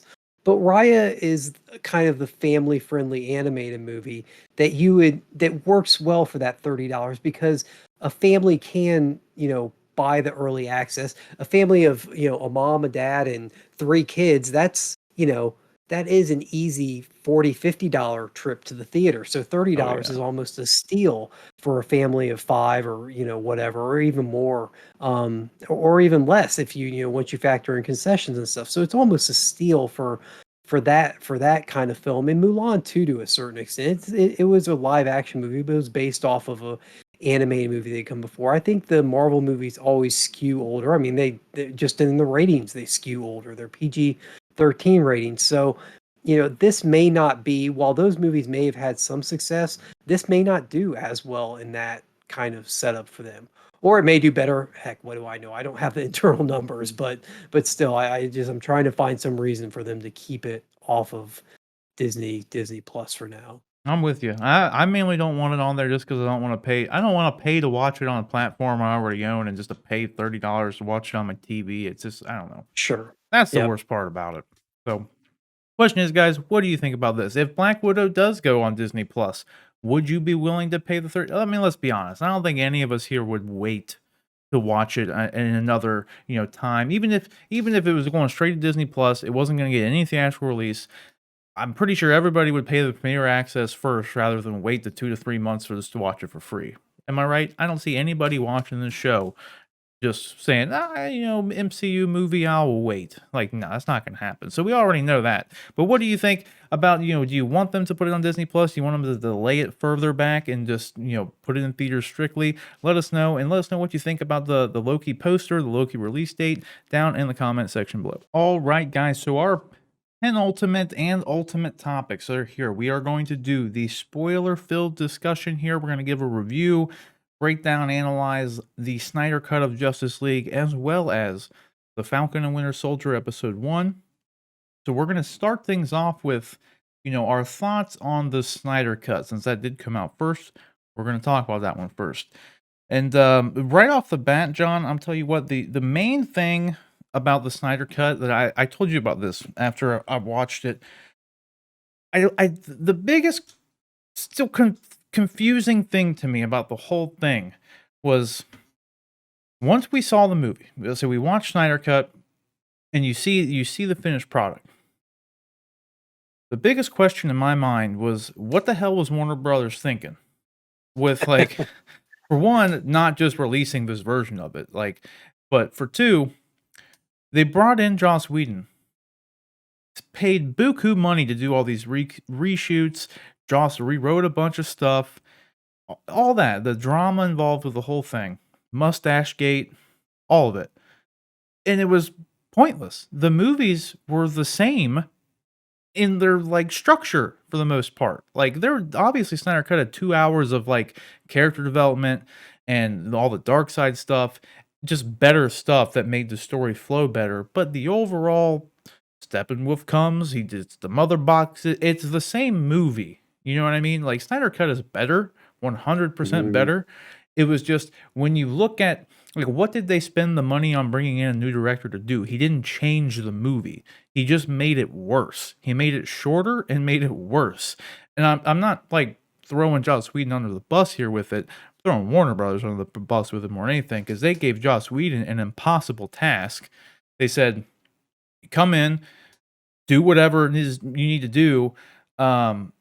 You want to reshoot stuff, great, do whatever, change this, do that. We'll never know the whole story of what they explicitly wanted, but we do know they wanted a 2-hour version of it, and that they're going to change the release date. So they said, Josh, you got to come in, you got to fix this, you got to finish it, and you're not going to get any more time to do it. So have fun. He had an impossible task. There was no way he could have, if he had the time to shoot his own movie, I can guarantee it would have been better than what he put out, Sure. for Justice League. But I know they would never have put out a 4-hour movie in theaters and everything, but I still just don't the movies were the same. So it was just so pointless. But that's the biggest question mark I had after sitting there watching it. I was like, why did they do this? For one, the movie was good. I don't see why, and I'm sure there's somewhere in there, this could have been a 3 to 3.5 hour movie. I'm sure there's some stuff you could have cut out or shortened down a little bit to actually get it to a more reasonable theater runtime, if you will. Either way, I love the movie though overall. I thought it was great. I thought it was worth the wait. I'm very disappointed that we will more than likely not get the follow-ups for it, and that the Ben Affleck Batman solo movie was set up nicely at the end. far better than like that whole Deathstroke scene was way better in this version. The Nightmare Batman stuff they set up at the end was also really good. I liked that. And it just the way the movie set up the whole Justice League 2 Darkseid invasion, I'm kind of sad we're never going to get that. And I knew that was going to happen. I knew it. Like as soon as this was announced to happen and Darkseid was involved and the reports from way back when this was supposedly going to be like a two-part thing, like there we go. Like we know it was set up for a sequel. It was explicitly set up for. I mean, Darkseid at the end, he said he's coming. He was going to do the old ways. He was going to do an invasion. But I loved it though. So, John, before we get into anything else, like let me hear your overall thought. Do you have anything that kind of stood out to you? Because, like I said, for me, I was just mainly confused as to what the hell Warner Brothers was thinking. But that's nothing new, really, anymore with Warner Brothers. So, what were your thoughts? Yeah. My biggest thought was, wow, this is amazing. Like I love this movie, and I went into it thinking I probably wasn't going to. I've had a lot of time to reflect on why. It's Saturday evening when we're recording this right now, and I watched it Thursday evening. I wasn't able to stay up. It didn't release here until 3 a.m. And so I wasn't able to stay up and watch it immediately upon release. So I had to wait to the following evening to actually watch it. But I sat down and watched it. I watched it straight through. I think I paused it at the chapter 5 title screen only to go get more drink and then came right back and watched it. So I mean, I sat through all 4 hours straight through. It didn't feel like 4 hours. I was shocked at how much I love this movie. I was expecting to feel like it was okay. Hopefully, my wildest hopes were that it would be okay, that it would be maybe somewhat good. And I absolutely love this movie, and so I've had a lot of time to reflect on why that is. Um, and I, going into Batman versus Superman, I loved a lot of stuff that Zack Snyder had done. I thought Watchmen was a great movie. It gets a lot of crap, but I mean, he's taken a 12 issues. It wasn't like Warner Brothers said, "Hey, you can have 3 films to do Watchmen in." They said you can have one, and he found a way to do it. With the exception of changing the ending, which I thought still could have been done the other way, but I understand why he did it that way. I loved the first Dawn of the Dead he did? Yeah, it The was good. zombie movie. Yeah, it was a good movie.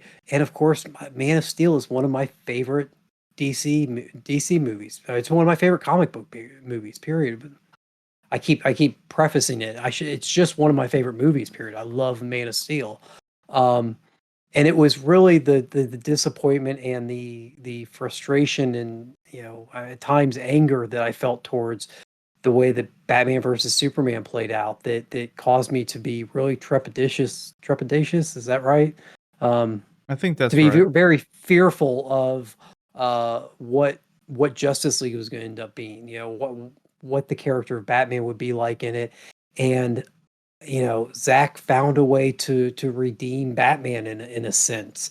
He found a way to there's we'll get into it, but there was a small thing for Man of Steel that he kind of reconciled. One of my few issues with Man of Steel, he kind of ends up reconciling this movie. So just overall, I absolutely loved it. I think that Warner Brothers, oh my God, I just I want Disney so much to buy DC from Warner Brothers. But Right. Warner Brothers, go back to make your own films, hire talented visionary directors and writers to do their own stuff, but give up on the IP because or on the DC stuff, on other people's stuff because you don't know what you're doing. You're literally ruining it. You took what was an amazing film by Zack Snyder and turned it into what a lot of I actually didn't mind Justice League. There were parts of it I really liked, but for a lot of people, it was just a joke of a film, and it's understandable why they considered it a joke. And so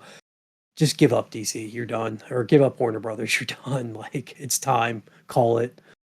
Yeah, I could totally see the argument there. I will say, like, I liked Shazam a whole lot. Like, they did a good job with True. Shazam. They've done a good job with Wonder Woman. Like, I didn't like Wonder Woman 84, but I still like the first one a lot, and I like the character that they have. Because I would Gal Gadot would not have I been my guess. first choice, and like she's been doing good in that role. Yeah, I guess it's just the kind of haphazard nature of Warner Brothers. It's Oh yeah. frustrating to me. Like it's like a roll of the dice when you go see one of their films, whether or not it's going to be good or not.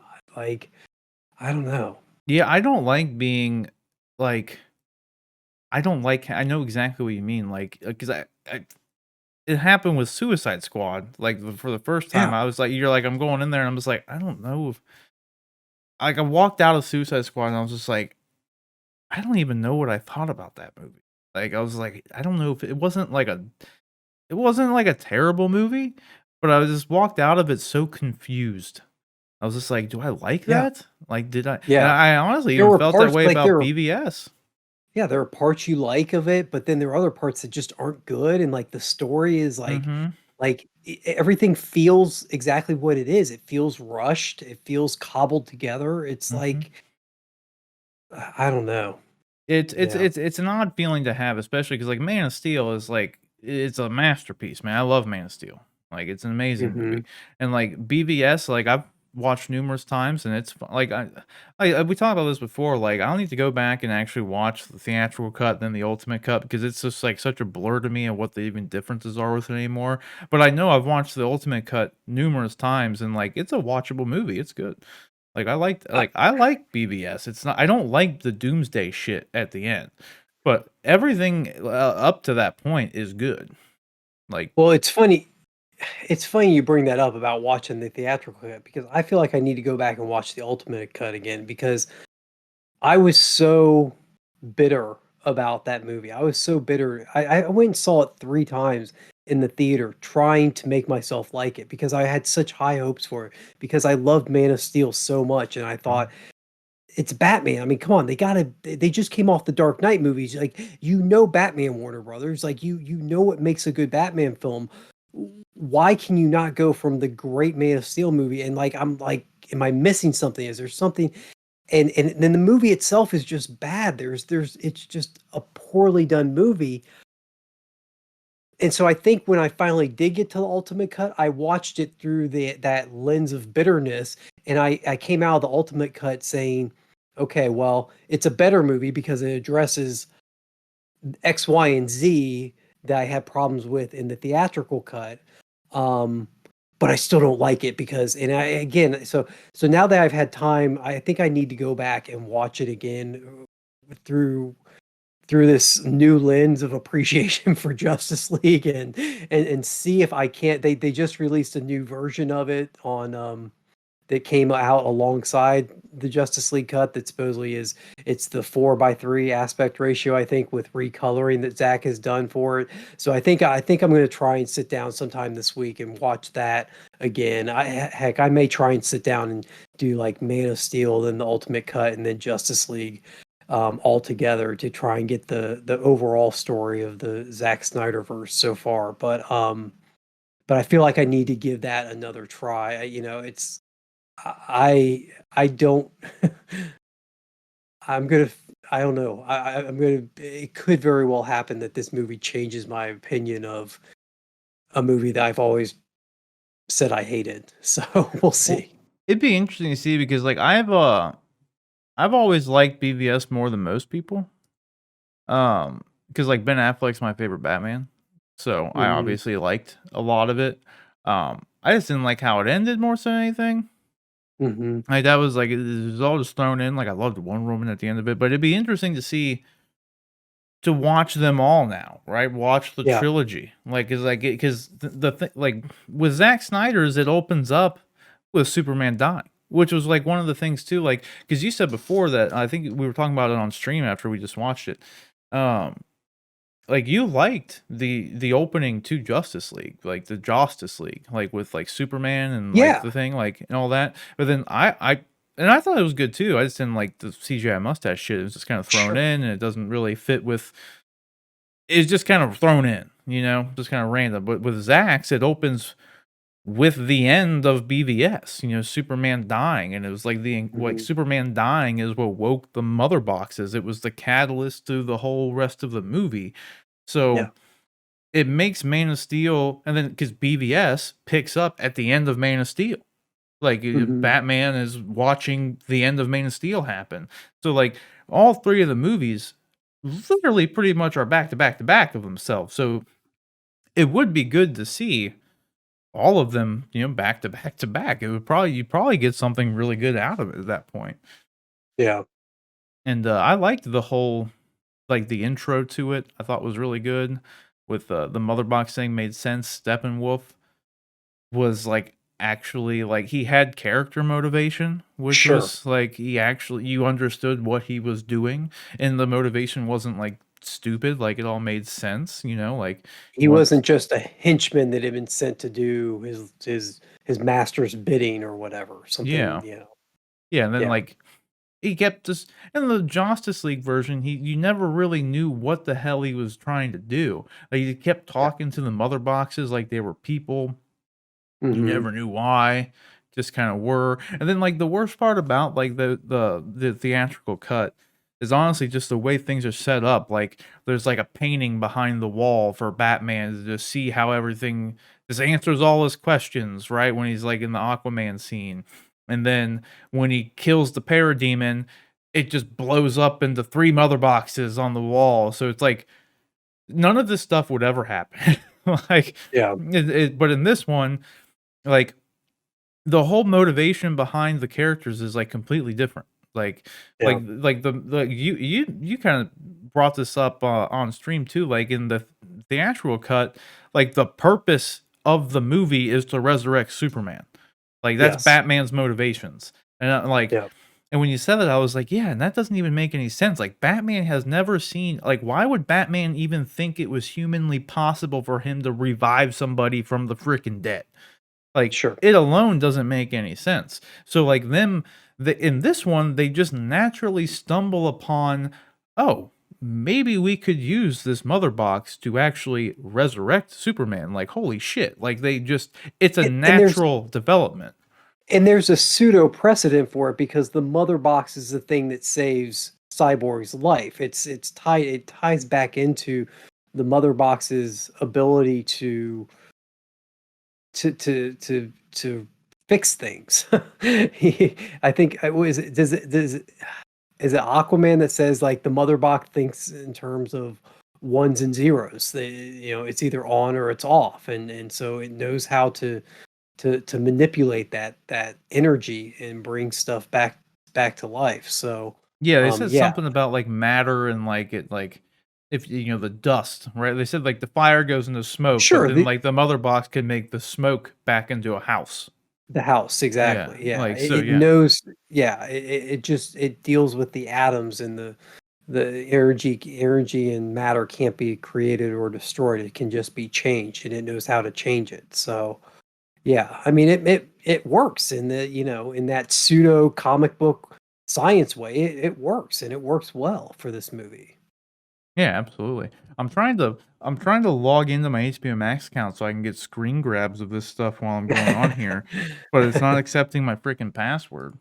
I'm Uh-oh. trying to figure out when I was when You I just had had to sign up, right? yeah, I had to go in and I had to, like, sign up because I was getting it through my cable provider, and, like, now I'm not getting it through my cable provider, and I just got it through, like, my Google account, but it's Yeah. not and I just opened the app, and I'm, like, already signed in, but I can't see what my freaking password was for it, so it's kind of annoying. Yeah. Um, Um, so I thought everything about the movie was just better. Um, the each character gets a moment or at least an establishing shot. Like, obviously Batman, Superman carry over from BVS, and so you don't have to really introduce them. Um, Wonder Woman, you get some of her story. See, and the other part of this, there are going to be people that complain about the length of this movie because of when it's coming out, because it's coming out now. But people have to try and keep in mind. I know it's hard to do, and I know it doesn't make a lot of sense, but this movie was supposed to come out in 2017, before the first Wonder Woman, before the first Aquaman. Those characters hadn't been established really when this movie was supposed to come out. So, when they have a whole scene with Aquaman going to Atlantis and talking to Volko and talking with Mera, those are all, they're establishing character. They're establishing motivations for these characters, and you get that for each of the characters. You get it for Cyborg, you get it for Flash, you get it for Aquaman. They don't skip those things, and to do these stories right, to really invest you in the characters and what's going on, you have to have that sort of thing. Otherwise, you get stupid exposition or voiceover work, and it doesn't work the same. It doesn't make a film feel real, for lack of a better way to put it, I guess. And not to mention, the whole scene with like Wonder Woman and stuff was so much better in this movie. Yeah. Like, I mean, all the scenes. It's actually, funnily enough, that, as I said in the beginning, the movies are essentially the same, and that's kind of like the funnest part of going back and watching this and seeing like all the scenes that were in this that actually were in. Because I think a lot of people were surprised because, like, I don't know why people out there thought that this was going to be like an entirely different movie. Zach already said there was like 2 hours of footage that was never used. So, like, the other movie was like 2 hours long, so or an hour and a half long, whatever it was. It's like this was like an hour and a half of unused footage in the end or something. Like it was whatever. But it's just it's funny to go back and look at the scenes that were different. There was one that I was telling you, like, and it always bothered me in the freaking trailers for regular theatrical cut. There's a scene where I'll try to see if I can find it here just randomly in the video or in the movie, but there's a scene where when they go underneath Gotham Harbor, Batman just starts taking shots on his gauntlet. And they play Yeah. this in all the theatrical cut trailers and all this stuff where like a parademon shooting him with an energy gun and he just starts blocking bullets and stuff with his freaking gauntlet. And I'm just like, why? How is this even possible? It always Mhm. bothered me. And they never explain it or anything in the movies. And then finally, one of the very first things in the Snyder Cut is they explain that him and Alfred have been experimenting, trying to develop an energy absorption device for his gauntlet to do explicitly that kind of thing. And it's like it was like a 10-second line that for Yeah. some reason was cut from the movie that explained like, and I don't think anyone else at this bothered, but it annoyed the hell out of me because it just made Mhm. absolutely no sense. I'm like, why can Batman sit there and just take energy blast to his arm? It makes no sense. How was his arm Yeah. not blown off? Like, it always bothered me. And then literally, oh, it's because it was freaking explained. It was literally it Yeah. was a plot device in the thing. Like, it was there. It's just so stuff like that just blew my mind. There were some other ones too that were like, yeah, damn. What was I? Well, while you're looking for that scene real quick, I will say I've also, I think, come to terms with the fact that Zack Snyder wants his heroes or his characters to be edgier than maybe I say edgier. He wants them to be, I'm going to say, like, hardcore or whatever. They're a little just more than I want my character than the traditional way the superheroes are. And case in point is the Wonder Woman scene. One of my small quibbles with this movie was the Wonder Woman scene.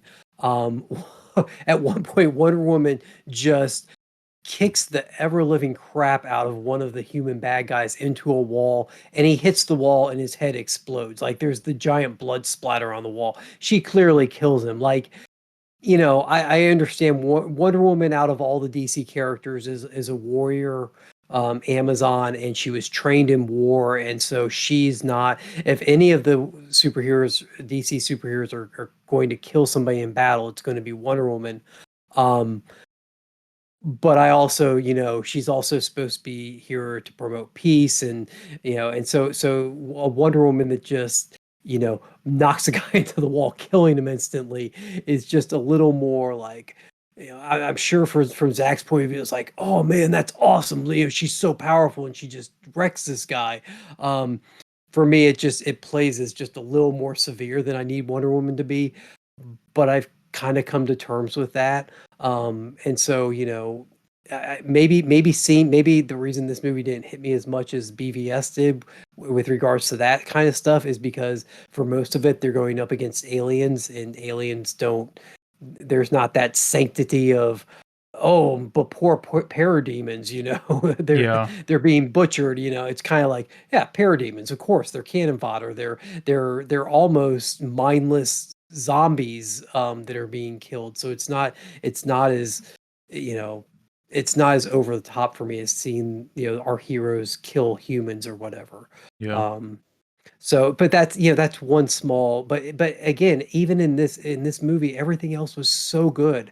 There were real emotional moments in it. There's an early scene with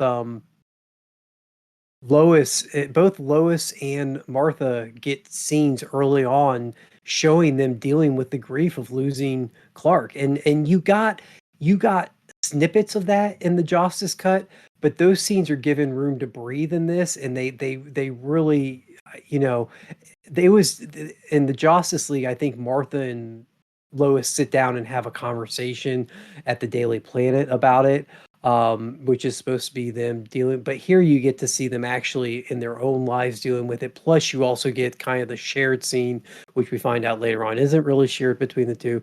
Um, but but anyway, those scenes are that emotional weight of losing him is felt more. And when you like, for somebody like me that was such a fan of Man of Steel and is so invested, even going all the way back to that movie, I wanted that. I wanted those characters to see how they were dealing with this and their reactions, not just a quick, oh, Martha stands at his grave and then gets in the truck and drives away because the house is foreclosed, which is about how long it took in the Justice League version. Mm-hmm. In Snyder's cut, it's just a few more seconds, but it adds that weight to it that you just miss in the Justice League version.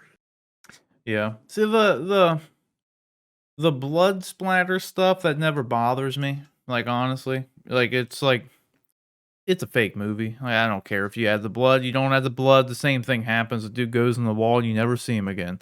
You know what I mean? Like, Yeah. it never bothers me because it's like there's like always a difference between, like, because like you would call in BVS, you reference Ben's Batman as Murder Bat, like Murder Hmm. Batman, but like he doesn't explicitly go out and like freaking put a gun to people's head and kill them. Like, you know what I mean? It's like they die in like naturally. Like, yeah, the Batwing is going through and it's shooting cars and stuff, but it's like Christian Bale did the same thing. Like, he shot cars with the tumbler, he shot cars with the bat pod. Like, it's just like Michael Keaton did the same thing. Like, every movie does it, you know? So like It's the I way. never care. Okay, we've had this conversation. I will grant that. Yeah, they did the, but it's the way it's presented. I mean, it's very clear because of Zach's need for everything to be bigger and more and He's a whatever. visual Like storyteller. when Batman shoots the car in a Zack Snyder movie, the car blows up. There is no question that the person is dead inside. At least the way it's done in the Nolan Batman is that, he shoots it, the car maybe spins out and like goes off into a ditch or something. Like, okay, maybe the person lived. There's Right. no question the person dies in Snyder's verse. Like, it's a subtle difference, and I know it doesn't matter for a lot of people. But for me, I go back, we talked about, I think just even last week, I go back to the old Batman animated show where a guy gets thrown off a bridge, and obviously in reality, the guy would die being thrown off of a giant bridge like that. But in the Batman animated series, they'd always have that quick scene where it cuts back to the water and you see the criminal bob up to the top and start treading water, gasping for air, Yeah. just to show you that he didn't die. It's that illusion of, I mean, these are movies. These aren't real life. This isn't Yeah. like, I mean, all this stuff is fake anyway. So why not just let that air of these are heroes who don't kill still exist, or at least create the possibility out there that they're not just. But in Snyder's verse, there is no question. Well, to be There's a fair, definitive answer. in Snyder's verse, they never said that any of them don't kill. You know what I mean? Oh, you're It's not exactly like they're right. I'm betraying not their own character or anything. It's just not. It was never said that that's like, hey, they never said that we wouldn't kill. You know, like, it's sure. just what it is. Like, Yeah. but no, I get why. I totally see it from. I understand why people would not like it, and Hmm. I mean, I understand like people like me where I'm just like, I just don't even care. Like Yeah. you want to do as long as you're not betraying the character, like like explicitly. Like if Batman was all of a sudden the Punisher, I'd have a problem with that. If Wonder Woman was all of a sudden like, I don't know, the Punisher, I guess, like, no, like, you don't want I don't want that. That's not what I'm here for. Hmm. Before I forget though, I loved this scene here with Mara when they actually show her, like, using her, like, magic, her water magic So stuff good. and sucking the Yes. blood out She's of sucking the that's moisture out of his so body. cool, dude. It was so cool.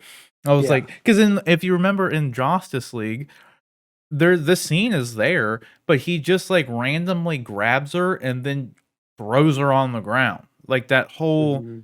her fighting back and using the magic to pull the liquid out of him is just Yeah. completely thrown out. He just randomly throws her down and moves about his day. And in Yeah. this, it was like, "Oh, that's why he just threw her down because he was dying." Like, Yeah. so that was for Because she was one. about to kick his butt. Yeah. Yeah, it's like so it made more sense and it was super cool. Like, because it's just Mhm. like, well, hell yeah, she would do that. Like, so yeah. And Yeah, I know a lot watching of her use her water manipulation powers was that was awesome to see. it was super cool. And then like Volko was in it too, so that was cool. And Mhm. I mean It everyone like sets up it Cyborg. sets up the Man movie so much better Mhm. than what happened in the Justice League version. Yeah, and Cyborg had so much more to do. Like Yeah. and he like made sense. Like everything he did like and you find out too that he's not just like in Justice League, he's just kind of there for one. But he's kind of just like a sourpuss throughout the whole Yeah. movie. And like, but in Yeah. this one, you see like one, he was a really nice guy. Like he hacked into the school thing to fix the girls' grades or whatever. So it's like they go back and show that like he is just like a heart of gold as a person and he's like a genius and all that. And then he does the thing at the ATM with the mom, like after like post cyborg stuff happens, and it's like he's just Yeah, like I'm sure that's something too that I haven't. Yeah, I've tried to. I try anytime we do these shows. I try and stay away from reviews because I don't want my input to be colored by what I've read and stuff. So mhm, I have tried to stay away from stuff. And then after we do our reviews, then I go and start kind of diving into other people's opinions. But I'm sure I can just as I was watching that scene, I thought there are going to be people that think that this is pointless having this big long scene of Victor Stone, Cyborg, watching this woman and seeing what's happening to her. They're going to say it goes on too long, that they get it. Okay, we get it. This woman's in having a rough time. But but it works so well. It really establishes, it pulls on your heartstrings. It establishes, what this guy, the empathy that this guy feels for other people, and he wants to just do the right thing by people. And that scene, it's a beautiful scene. I think it's a great scene. I think it's a travesty that it was ever cut in the first place. Because it does such a good job of establishing that character and who Victor Stone actually is. yeah. And that's what funnily enough, I can see why. Like it does make more sense. Like I'm gonna give Ray Fisher some props here. I get why he was so vocal about the movies and the differences between them because it's like he was portrayed in a completely different way. Like like I said, like literally in Well, Justice in League, his he's like barely even a character. Like Yeah, he was barely a character, and then he was used for a couple chuckles, ha ha ha. yeah. Like, in this, I mean, to be honest, I was I was prepared for him to not be that great in the role because his, like you said, he just didn't have much of a performance in Justice League, and he was just kind of there. And I felt like maybe they cut his part down because he just wasn't, that good. I'd never seen Ray Fisher in anything else. I thought maybe this is a relatively new actor. Maybe they cut his scenes because they just He was a weren't that Broadway good. And guy he's before. He was mainly on was he? Broadway. Yeah, he really hadn't had any Yeah, other work. I thought maybe his scenes just weren't that good, and that's why they were taken out. But no, his scenes are excellent, and he's excellent in them. I mean, God, the guys, I've given praise to other actors that have to do this. I'm trying to think of what the most recent one was, but I mean, he's an actor. He's trying to portray a character, and he's doing it with, you know, three-fourths of his face. I mean, a quarter of his face is covered up. He Sure. has no body. He's all he's got is like three-quarters of his face through most of the movie, and he still pulls off a pretty spectacular performance it's moving and heartfelt. Yeah, I mean, and I love too the joke they had when they were digging up Superman was like, because Flash is like, so Wonder Woman, like, you think she's into younger guys, and he's like, she's 5,000 years old. Years Everyone's old. a younger guy. I was like, that Yeah. was really good. That's the thing too Yeah. about this one, like the Justice League humor was just like overtly thrown at you, and it was like, Forced. yeah, it was forced. Half of the jokes didn't land. Some were fine, like whatever. Because like I don't want this to also to seem like it's like we're shitting on Justice League by any means. It's just this version of the movie was far and away a superior version of Justice League. I mean, there's, Mhm. at least in my opinion, there's no question about it. And kind of like you, like I didn't think Justice League was a complete dumpster fire, but Yeah. I wouldn't. It was the bottom of the list. Of if you asked me what my favorite DC movies were, Justice League was at the bottom, like, Yeah. hands down. Batman and Robin was above the mother like, it was better. Like, I would rather watch Batman and Robin. Like, I get more enjoyable laughs out of it than the other one. And, yeah, I don't even remember what my point was. But, oh, yeah, the jokes, like, they were good. Like, they were just there was humor throughout. Like, when they're fighting Superman, and at the end of it, um, when Flash runs into Aquaman and the scene's over, Superman flies away with Lois. Like Arthur's laying down there, then Flash is laying down, and he's just like, Yeah. Yeah. he's like, "I'm so sorry." Like it was funny, dude. Like that was actually like a Yeah. good thing. It was funny. Yeah. So yeah, like the Yeah, it humor was actually worked. I there was an infamous quote that came out about Justice League when everything was going down, when he was leaving the thing, and everybody was trying to figure out what is going wrong with the DCEU, because Zach's leaving Justice League, Joss is being brought in, and then, the Justice League comes out, and there was an infamous quote where somebody said that Zack Snyder's rough cut of Justice League was virtually unwatchable. Yeah. There was nothing about this movie that was virtually unwatchable. Like, I'm sorry, like, I understand if you don't like a 4-hour movie. I understand if you aren't a big fan of Zach's style or whatever, but Well, and again, it was that like doesn't the make the movie same movie. unwatchable. Yeah, how was it on it was what that's what doesn't make sense. That's what I was, like, getting at with, like, the begin like, all the drama that happened with, like, Zach leaving. Because I think I even said on stream, like, I think I will definitively say that, like, Zach left because of the tragedy with his daughter. Like, if Warner Brothers may not have been happy with him, like, whatever, like, who the hell knows? We'll never know the full story, but, like, he obviously did not continue making the movie because his daughter had just passed away tragically. Like, like that's why he wasn't doing the movie anymore. Like, Yeah. period. End of story. But yeah, this whole it's unwatchable. All this it's like, okay, if they thought it was unwatchable, why did they bring Joss in to just cut 2 hours of the same movie and make it worse? Because that's all Yeah. he did. He didn't change the movie and make it like any different. It's literally the same movie, just worse and shorter. It makes no Well, sense. and there are scenes where there's a world where there's an alternate, one of our parallel worlds where Zack Snyder and Joss Whedon both make Justice League movies, but they're their own movies, and they both play completely differently, but they give fans different fans stuff that they want. Like, there's stuff about the Justice League movie that I really like and enjoy. You get a Superman in that movie that's um that has a couple pretty heroic scenes that you don't get And for example, I love the scene when Superman first shows up back from the dead in Justice League.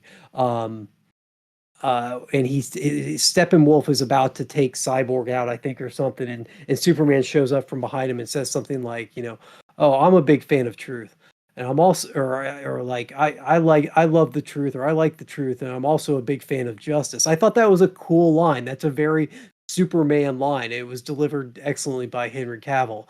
And he shows up and he's in the bright red and blue suit, the traditional primary color Christopher Reeve-esque type suit. And I thought that was such a great line and a great introduction of Superman being back.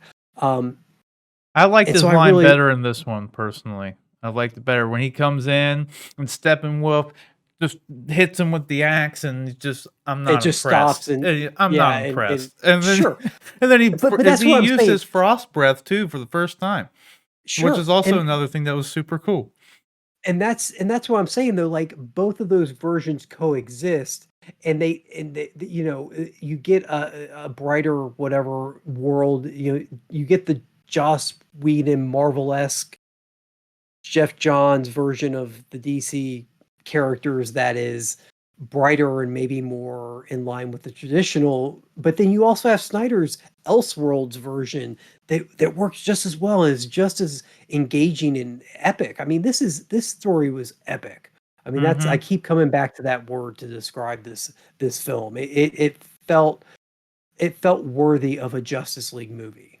Yeah, and that's the thing too. Like for one, before like I have this scene pulled up too. The Flash was like flushed out so much more, and you Yep. can see after why watching this movie that there were talks about like Flash and Cyborg having like a buddy cop movie.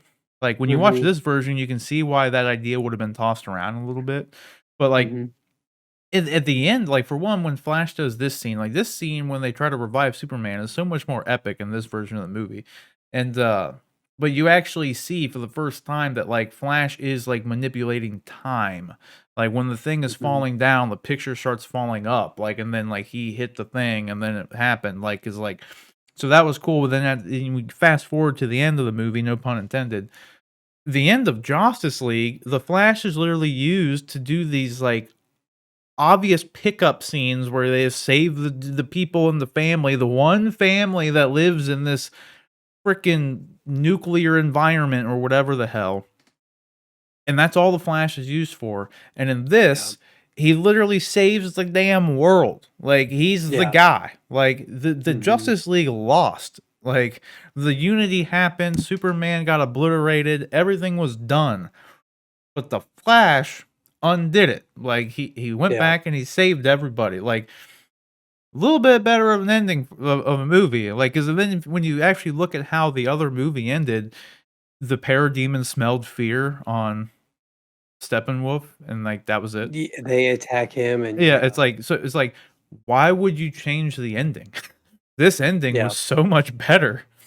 Like, it just in every way, it was so much better, and then, like you said too, like, Wonder Woman went for the head at the end with Yeah. Steppenwolf, so, like, Yeah. there we go, and then conversely, when during at the beginning of the movie, Ares did not go for the head and hit him on the Yep. shoulder, it could have been Yep. over then. But yeah, like, I don't know, the ending was just way better, all the characters were fleshed out better, everything made sense. It was a Mhm. fun watch, like, I Yeah. don't know, like, I'm just still, like, baffled as to, like, what the problem was with Warner Brothers in this situation, like, I just don't get it. Like, I know they wouldn't wanna Well, release a and 4-hour movie, but, like and going back to what you were saying about that, like, this movie is so weird, and because it's clearly 2 different movies cobbled together, like, why didn't why didn't Warner Brothers just go to Joss Whedon and say, "Hey, look, this didn't work.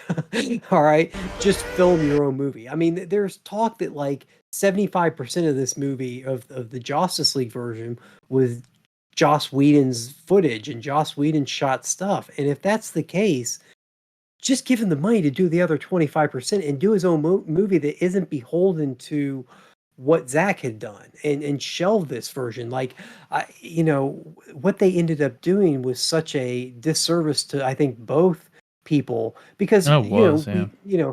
Joss, his personal issues aside, um, did two really great Marvel movies with Marvel. I mean, Avengers and Age of Ultron are great movies.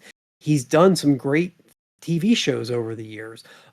He may be an asshole according to virtually everybody that's worked with him before. So I'm not sure he's a good guy. I'll just come around and say, I mean, based on what we know, he's not a good guy. But he has made some really Yeah, entertaining still an stuff. excellent So filmmaker. I mean, yeah, yeah, you can't yeah. deny that. So if you separate the art from the persons, he makes good movies. And so like why they didn't just hire him and say, here, do your own thing is baffling at this point. Yeah, and that's the thing too, like I said, like, they spent, like, $100 million or something, like, I think they spent more for him to come in and do the Justice League than they did to have Zack finish Justice League. Yeah. It's like, in what world does that make any sense? Like, again, I know they couldn't have done the 4-hour release, I know they wouldn't have gone for it.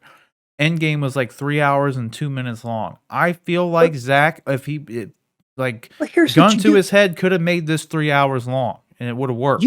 You go to Zach and you say, fine, well, we're gonna make it a 2 hour, we're gonna make it two-hour movies, and you release them 6 months apart. Like The you problem with double that, your though, is profits. if you 2 hours into this movie, you would leave, you would leave one thing.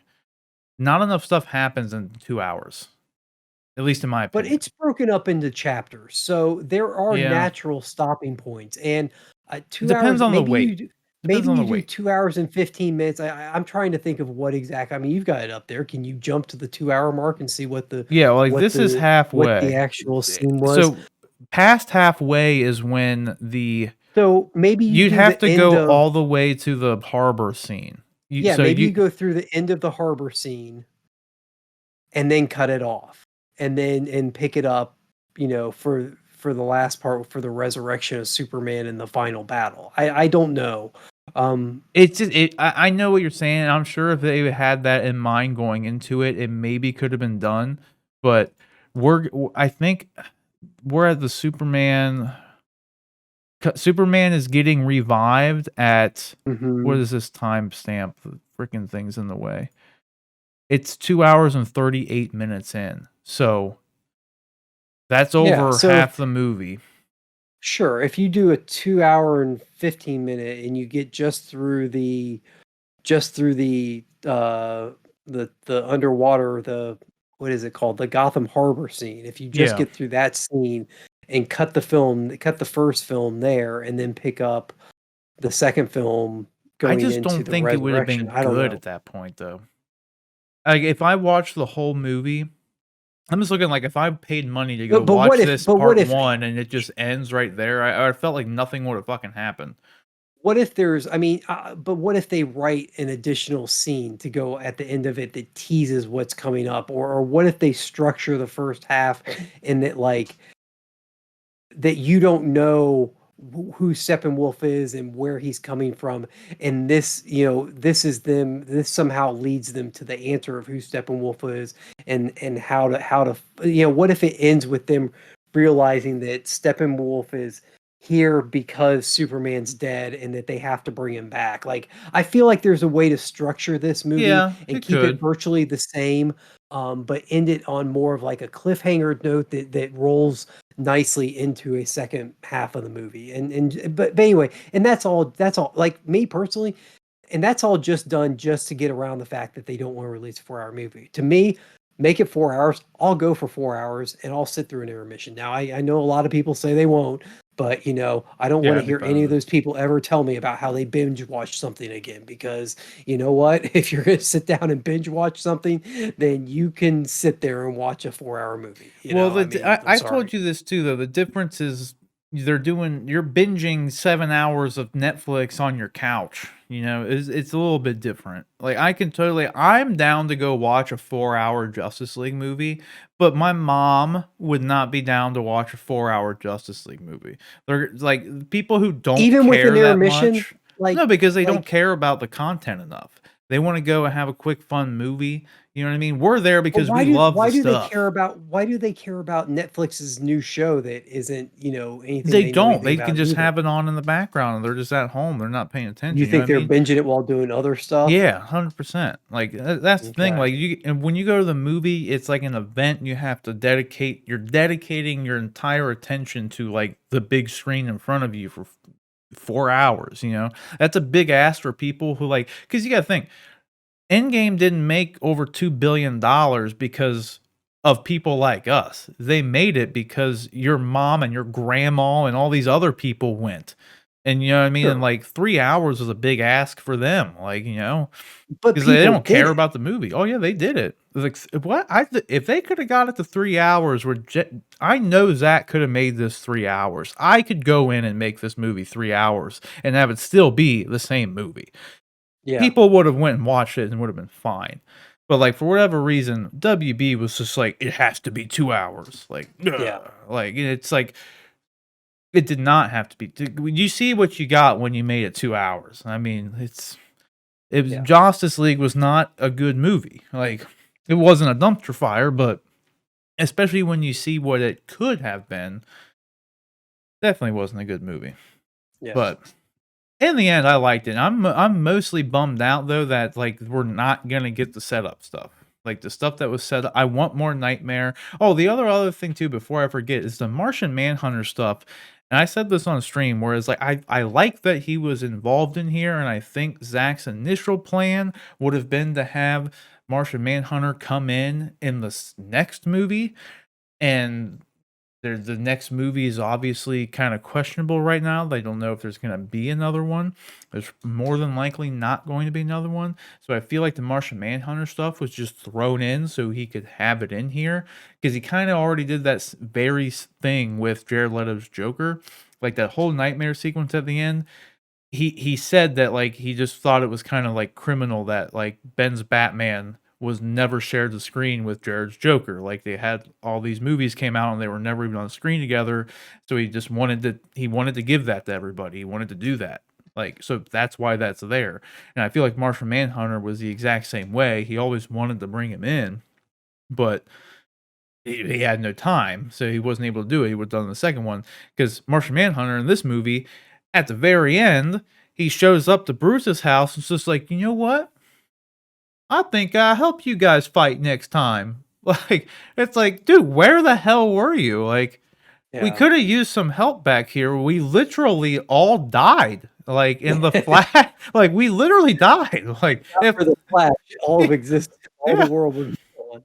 yeah, but so cool, you'll be here next time, man. And then because the other thing that kind of makes it like, it's like, why didn't you help Clark in Man of Steel, dude? You just letting the Kryptonians come and just like you're just cool with it. Like it's just Um, weird. Like I'm cool with it. The Man of Steel part, that's just like a side note. But this stuff is, and again, it's an asterisk because I know Zach would have probably just held off with him until the next movie. But either way, it's just kind of a stupid thing. Like, what were you doing, Martian Manhunter? He's gonna watch all this happen for no reason. Kind of dumb. I mean, like you said, it's a double-edged sword for me because I'm so grateful and happy that I have this movie and that I can go back and watch this movie. I've got this epic Justice League story that I can go back and watch. And but there's the flip side of that you know I'll just say we're not going to get the follow-up movies that hopefully we would get or that at one point were being planned. Um, so that's I'm uh, Never say it is, never. but yeah, I know. I mean, I went so far as to like go ahead and throw the hashtag out there with my quick first initial impressions review. I threw up the restore the Snyderverse hashtag on my Twitter when I saw this, just because I'm on board now. Like I'll lend my support, whatever the whoever the group or whoever the people were that got this done. Like let me know what you need from me, and I'll be happy to join your cause for getting these other ones made. Yeah, I really want. I like again. if I could have him made, I would have him made in a heartbeat. Yeah. But I've said this before and I'll say it again. At least if we get nothing out of it, we get this out of it. We get Nightmare Batman and Black Suit Superman hot toy.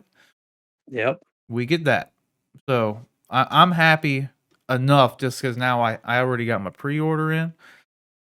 I'm happy enough just that we got that. It at least gave Hot Toys the reason to re-release the Nightmare Batman figure. Yep. God damn it, that's enough for me, man. It's a black suit Superman that looks amazing. Yeah, Like that's we it's a talked win. about how it doesn't have a lot of purpose in the movie, but it looks very cool. Yeah, that was one thing too. I guess before we move on, I'm really happy the black suit was there because I'm a sucker for black suit Superman. Mhm. Obviously, just like Zach is, because he didn't write in a narrative purpose for there to actually be a black suit. He just shows up in it, which I feel like is kind of a misnomer. Like, should have had it like. And I even told you on stream, like it would have been as simple as that's the only suit he had. Like the other one was destroyed by Doomsday, but in the movie, he's walking through the ship and a blue suit comes out of the ship at him, and it's like you Sure. could have just made it be the only one, and that would have been fine. But you could have also said this one will help you regenerate, like You could have whatever. also had one of the Kryptonian robots just throw one line of dialogue. He could be on the ship when he's walking through looking at the costumes, and they could be a simple line of dialogue for them saying from one of them saying something like, you know, Master Kal-El, your body is still recuperating. Yeah, This is especially restorative regeneration suit that Kryptonians design that you'll need to wear for the time being or something. It could have been obviously a much better writer than I yeah. could But come up no, with a exactly. phrase That's that. exactly.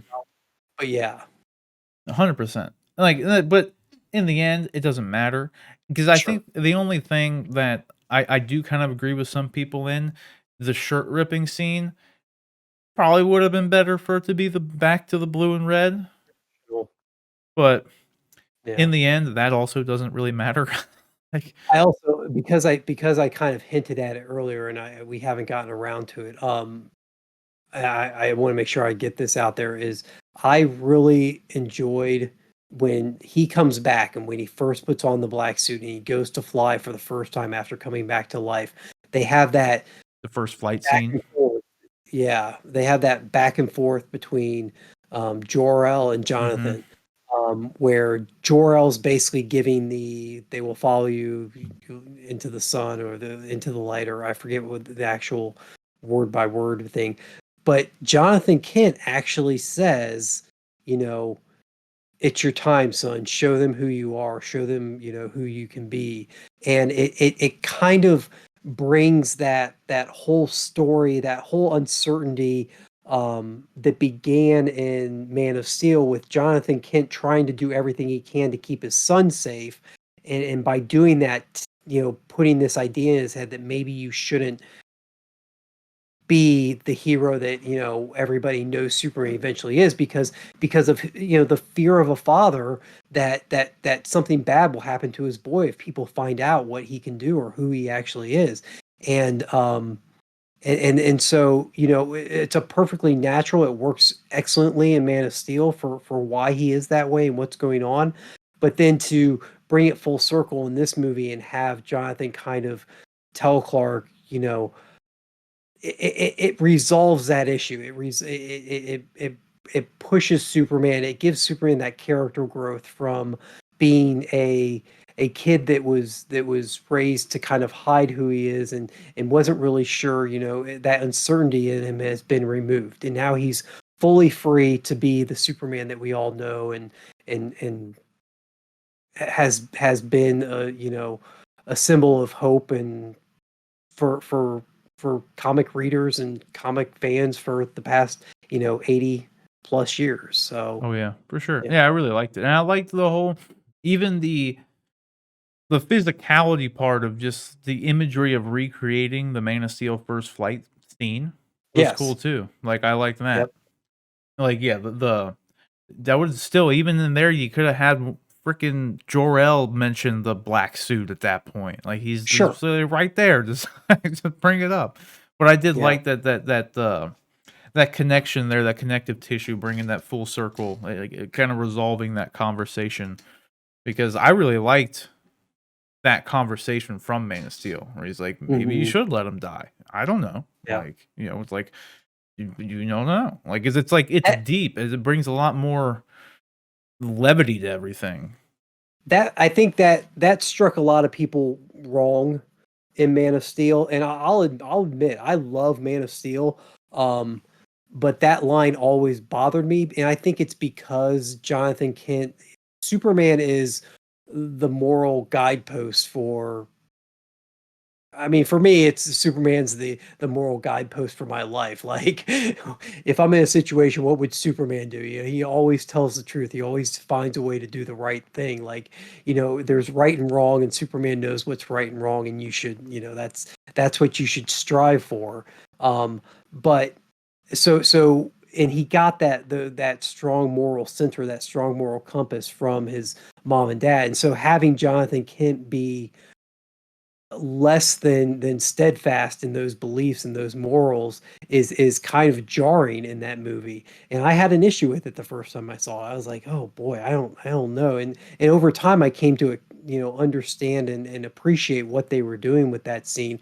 And I hate, it's cliche to say, but becoming a dad myself in the intervening years has even given me a additional perspective on it. Of, yeah, as much as there's things that you want your kid to be able to do, there's also that fear, there's also the concern that, is your kid going to be safe, is your kid going to be okay? Well, this desire to keep your kid free of the negative things that are out there in the world. And so it works even more, for me now. And then but to see them bring it full circle is just beautiful, and it worked Mhm. so well. Yeah. That's like, 'cause, like, dude, he had some good lines in that, 'cause I liked that line from Man of Steel, but then he also had the line where he says, like, like, "You are my son," when he's Oh like, yeah, like, God, that was yeah, great, and then when he dies at the end and, like, Clark's gonna run out and save him, and he's just like, what I mean? 'Cause he yeah, doesn't want to, he's, like, protecting his son even then. yeah, He knows he's gonna die, yep, but he's protecting his son. So, like, yep, Kevin Costner was great in that movie, dude. That yeah. that was that's such a good movie. I So love that damn movie. good. So good. Oh, man. But that's it. You got anything else? I think we covered most of everything. I can't remember. We need to move on to Falcon and Winter Soldier. Yeah, I'm good to move on. I mean, I could talk about Justice League. I had a buddy ask me about it. I said, I might just need to do like a 4-hour commentary track for it myself to really get all of my thoughts and Yeah, opinions out. But I I'm mean, sure we've we we've hit missed the stuff. highlights. Yeah, Yeah, I'm definitely I can almost guarantee I've missed something, but it's yeah, hard to it's 4 hours of content, so it's kinda yeah, hard to remember it all too. sure. But yeah, I mean, I loved it. I thought it was great, and I'm mostly bummed that we're not gonna get the follow-ups at this point. Like, that's honestly the most because it was like that was a double-edged sword going into it, is like, we knew there was gonna be set up for more, and we probably weren't gonna get it. And we're Hmm. kind of in that situation now to where, well, damn, that turned out probably better than a lot of people thought it was going to be. I mean, it's already, as far as Zack Snyder's DC movies go, it's his highest critical rated one. Like, it Yeah. has a better critic rating than Man of Steel and a better critic rating than BVS. So, like, I know I think it was only like 10 to 12,000 user reviews, but it was 98% fresh on Rotten Tomatoes for the fan, for the just the general audience score. I mean, that's mhm, that's insane. yeah, like, so it seems like most people are liking it. So, which Mm, again, it just brings back to like, what the hell was Warner Brothers thinking? I I just don't. I like, again, I get the 4 hour thing, but yeah.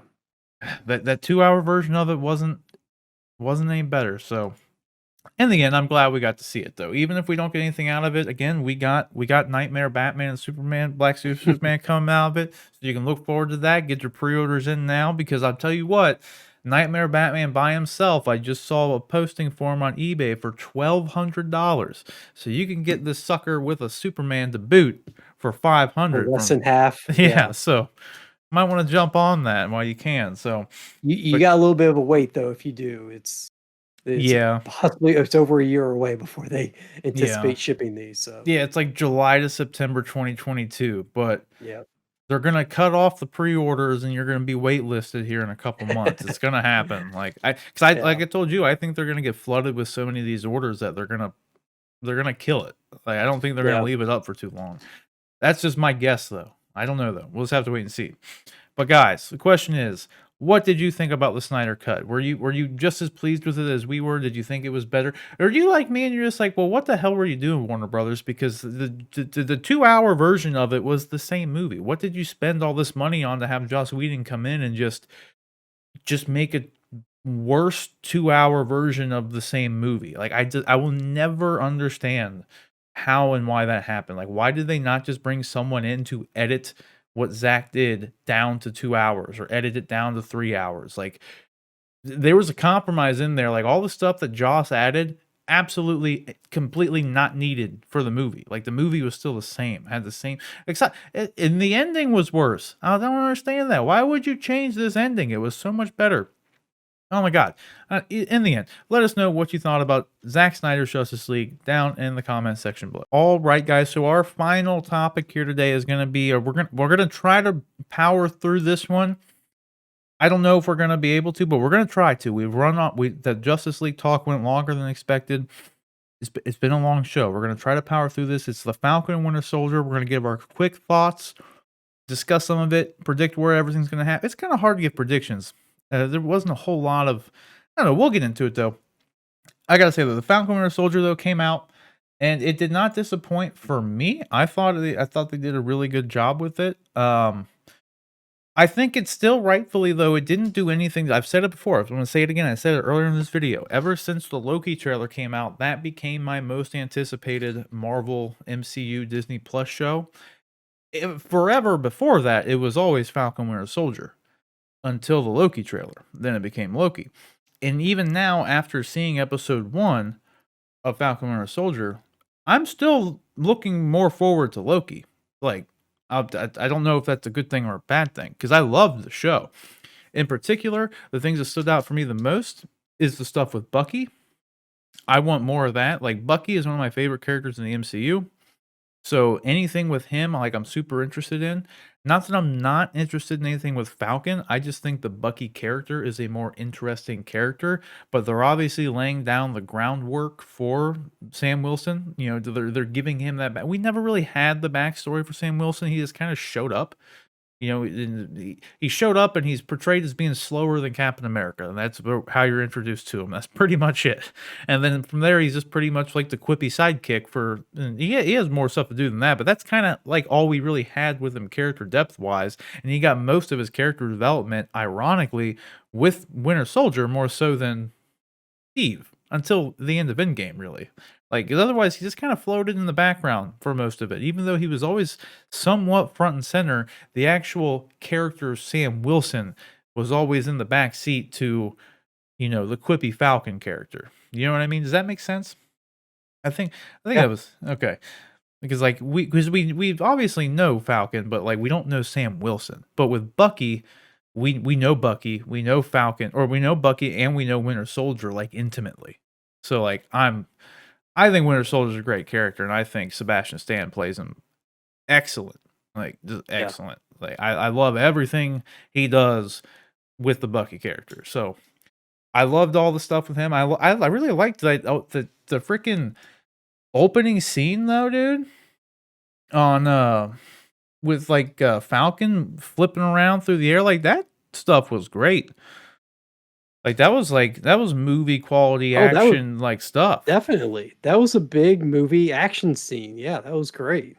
And the way he used the suit and his, quote unquote powers, Right. was just there was some really inventive stuff in there that I just loved. I was like, oh, that was nice. That was I loved great. everything he did with the wings as like shields and stuff. Yeah. I thought that was super cool. Like just the There way was even the way it looked, like let alone like the practicality of it, just the way it looked was cool.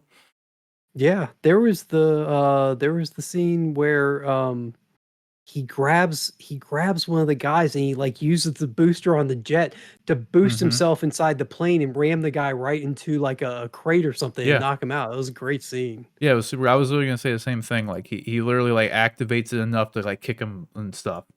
It was good stuff. Yeah. Like, it was intricate, it all made sense, it was easy to follow too. Like, despite them, like, zipping around, everything with Red Wing was good. Yep. Like, Red Wing had even more to do than he did in, the beginning of Age of Ultron. He had some upgrades, dude. He had missiles. Yep. Like, he had little machine guns, like, Mm-hmm. he was cool. Like, and everything was really good with it. Batroc didn't really do anything. He did leap out of the I like it anytime Batroc was seen leaping was, like, my favorite part because he's the leaper, so it's like Yep. I don't know. I don't know if it's just, like, if they did that on purpose, but, like, I feel like they had to have because it was just it was I Mm-hmm. don't know, he just leaps out the plane, then he leaps out of this, and he doesn't do anything else. It was funny. Um, this Torres dude, though, we talked about this at the end, or during stream. Like, he apparently in the comics becomes Falcon, so I don't know if they're gonna go that route. I guess I'll just kinda jump into prediction stuff now. I don't know if they're gonna go that way because they also had, like, they name dropped was it Isaiah Thomas or Isaiah Johnson? Yep. They name dro I forget, but they name dropped, like, the first, African American Captain America who, like, the government just, like, buried and they just experimented on people and, like, the super soldier serum worked on him. I don't know much about him in the comics, but that's the story, it Yep. worked, but no one ever knew it worked, essentially, and, but they name dropped him, then so I don't know, like, I don't know if they're gonna do anything with that because they got that going on, they got that name drop in, then they introduced US Agent, but then we also have Falcon and Winter Soldier who are also, like like, one of them are gonna be the new Captain America. But we have US Agent, and then is Torres gonna be Falcon at some point? All possibilities on the table. I don't know, Yep. where do you see any of this stuff going? Like, I know it's, like, really early to tell, but, like, after everything there's been a lot of setup, so, like, they could go a lot of different ways. I would be very surprised, and I'm not trying to. I hope this doesn't ruin anything for anybody, but I'd be very surprised if we don't come out of this series with Sam as the new Captain America. Yeah. Sam, and that was one of the you know WandaVision just tugged at my heartstrings and played with my emotions virtually every episode. But I felt like it was supposed to in a way. It was a love story between those two characters. It's the emotional roller coaster that Wanda's been going through.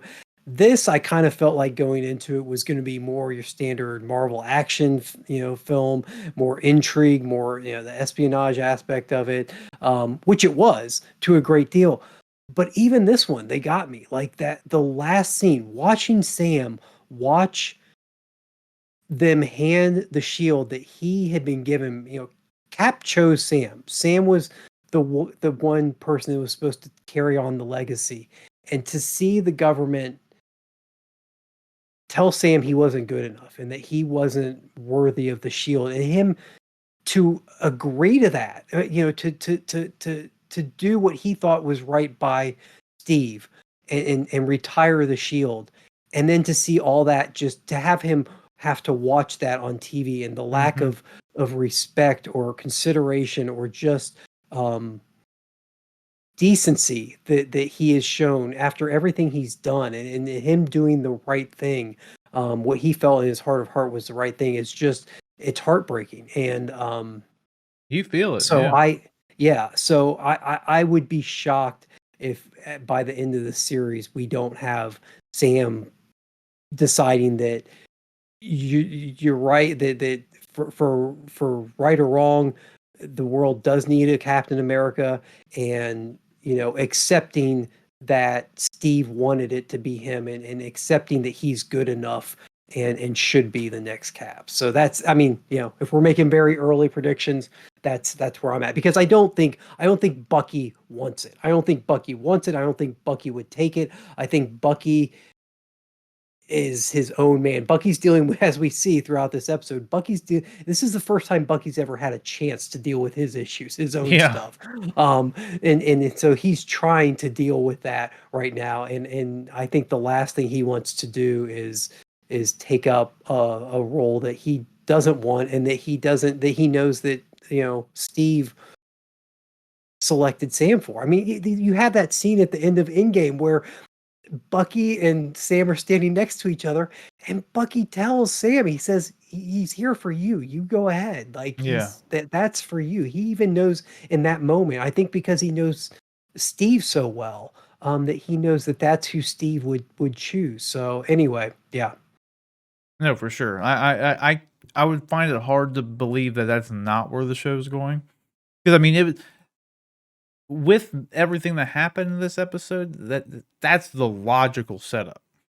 Like, because Mhm. like now it's like they're obviously going to be at odds with this U.S. agent guy. We're gonna have to figure out if U.S. agent is like an actual like villain, or if he's just an antagonist. Maybe he's just a guy who's just regular military dude who got assigned the thing, like just another job, Sure. and he's just gonna try to do everything he can possibly do. He could be a great guy. He could be like the Punisher. You know what I mean? He could be like some weird fascist dictator in the role, is like going around killing people, like doing Captain America the way Steve Rogers would never do Captain America kind of thing. He could Yeah. do that. Like, so I don't know. That's really the only question mark that I have with US Agent. Is just like, what way are they gonna go with Mhm. that? Because they're obviously gonna be at odds with him at some point, because we know they get the shield back at some point too. Because we saw it in the Sure. trailers where they're throwing it around like themselves, and we didn't get that here. He gave it away, so they obviously get the shield Although at some point. Although, I will say with regards to that, and we forgot to talk about this during our Justice League segment, True. Justice League, as Marvel has done before, had a line in the trailer, had a moment in the trailer that didn't actually appear in the movie. Um, Yeah. so you go back to Infinity War with the Hulk showing up in the in battle scene, and he obviously doesn't show up in Infinity War. In the trailer for the in battle scene of Infinity War, Hulk is in the group shot, which Mm-hmm. doesn't actually take place in the movie. And then with the Justice League trailer, the Joker has a line that he says, we live in a society where, where honor isn't a thing anymore, or something like that. Yeah, something And like that. that line doesn't actually appear in the Justice League film. So just because it was in the trailer, while I think that that's probably a scene that will happen, it doesn't mean it necessarily is. So It might not though, because like you make a good point. Because that, you got to think they've had the shield for some time now, so that yeah, could have been prior to them giving up the shield, that they were yeah, throwing the shield out back. Like who the hell knows? Like, because it yep. could be a flashback. It could be something that Flashback was. too. Yep. Who knows? So I mean, it's a good Yeah. point. It might not be, but yeah, I feel like they're gonna get the shield back at some point. Sure. He's gonna have to, if he's gonna be Captain America at the end, he's gonna get that shield back. Yeah. And the only other thing too, for one, like the scene where, did you put two and two together here when you saw him kill him, and then all of a sudden after that he's like having dinner with the older Asian man? Did you It put? wasn't it wasn't until there's a line where something like his son was overseas and Mhm. killed, and they said wrong place, wrong time. Like, after that line, I got it. I didn't get it up until that. Yeah. Actually, up until that point when he comes and meets the old man when he's complaining about the guy putting the garbage in his thing, I thought like maybe that was like an old military buddy of Yeah. Bucky's from way back when. That's what I thought too. That's Yeah. what I thought the whole time. And then as it went on, I was like, "Oh shit. He's Yeah. probably like part of the amends thing." And like, yeah, like that, because Yet talk about yet another thing that gets on your tugs heartstrings at a the bit. heartstrings. Yeah. Yeah. Yeah, it's God, really good. yeah, Yeah, they have some good crazy. writing, and it's also the way it's acted. Because like, I heard someone else Oh, talking about yeah. this too. It's like that end scene with, Sam, when he's watching the SHIELD stuff happen, and you just see the pain that he's going through on his face. You don't get that without the performance that he's giving, and it was lifted and elevated because of the performance that he gave at the beginning of the thing when he's giving the speech, when he's like Yeah. saying like why he's turning in the shield and what Captain America represents and all this stuff. Like Yeah. that's what gives that end thing like so much weight, and there's so much Yep. payoff there, and it's like because of the performances are great. Like Yeah. whenever I'm watching Sebastian Stan as Bucky, I just see Bucky. Like I just see the Winter Soldier, like him, and then same with Sam and God, I can't even remember his name now. Anthony Mackie. Like they just become the characters. Like Hmm. it's just like Robert Downey Jr. and Tony Stark. Like he's Yeah. just synonymous with the role anymore. But it's because they just do such a goddamn good job. Like they're Yeah. just so good at it. Yeah. It's crazy. You can't picture somebody else doing that Yeah, role. Yeah. it's very difficult to. And then we have the Flag Smashers. So we have that scene though where the Flag Smasher thing. I really don't think they're going the same way the comics did the Flag Smasher thing. I think it's kind of like their own, like they needed some weird group, so they just picked something and they're doing their own thing with it, is my Hmm. guess. And Yeah. because the one of them, whoever the hell it was, had powers, or at least super strength. Yep. And it was so stupid. I don't know how I can't find the scene here.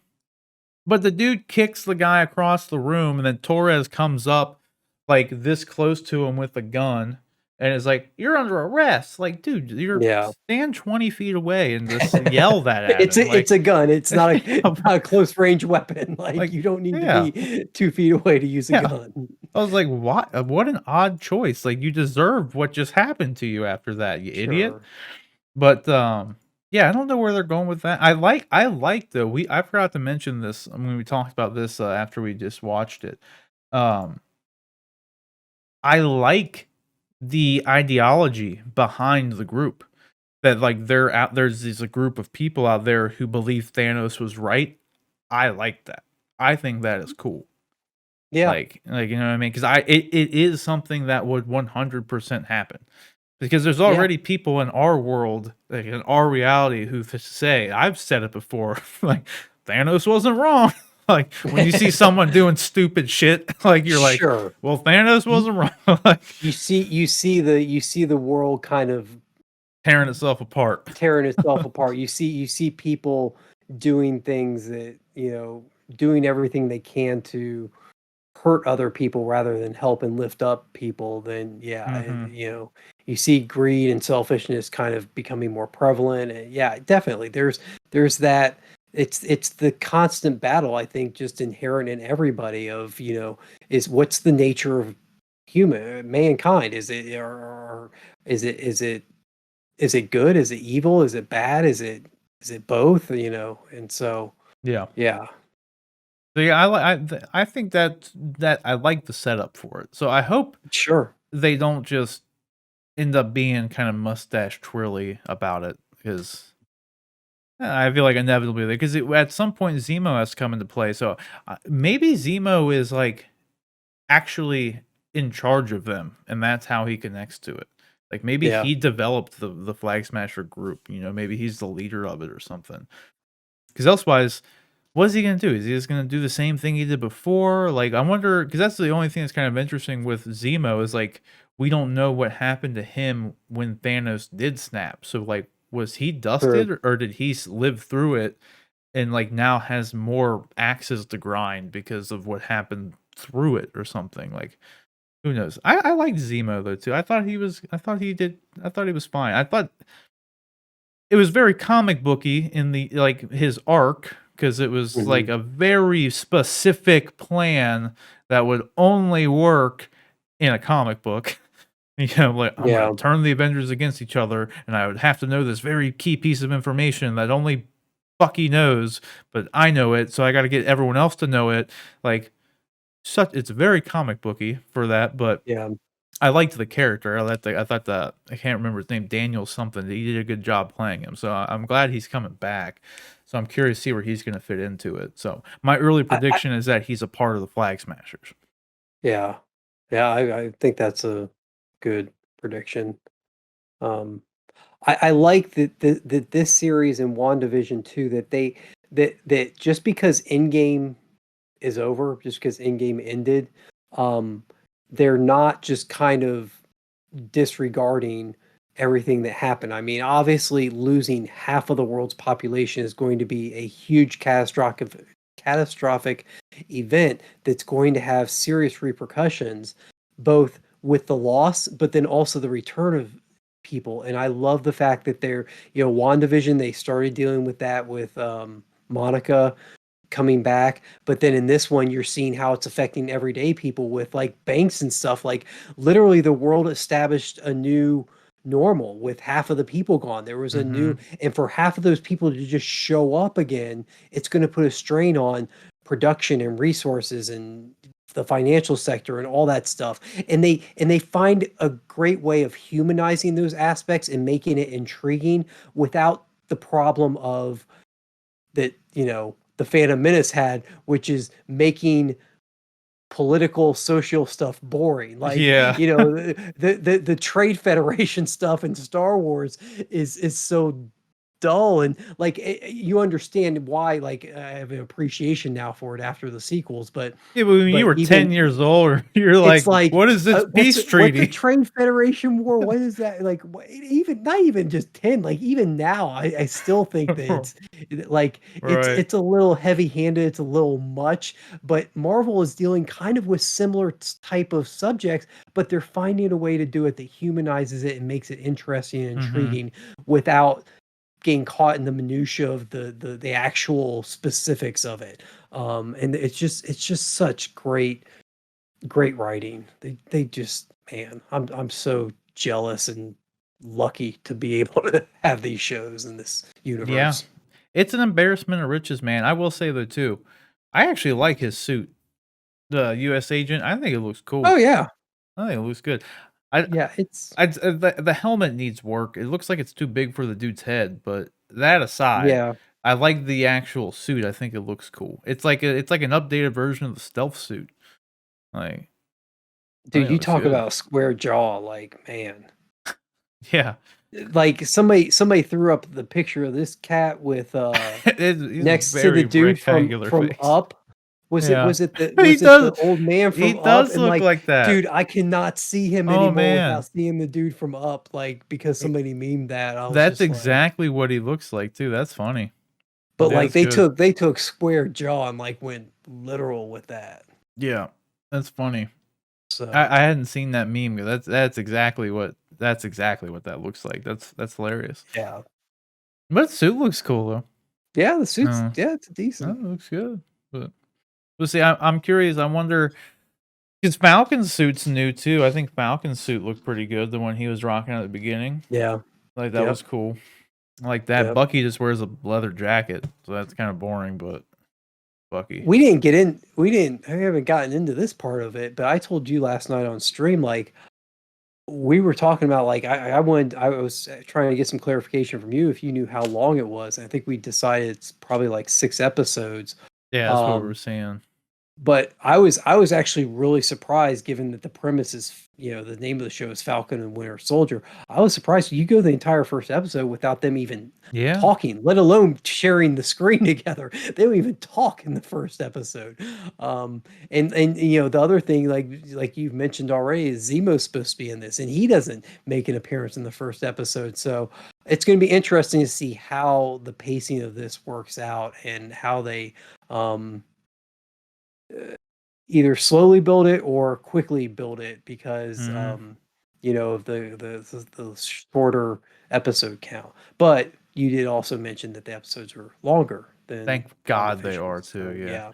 I know it's not by much, but I mean, do you think, man, those WandaVision episodes were like 25 minutes, we'll say on average.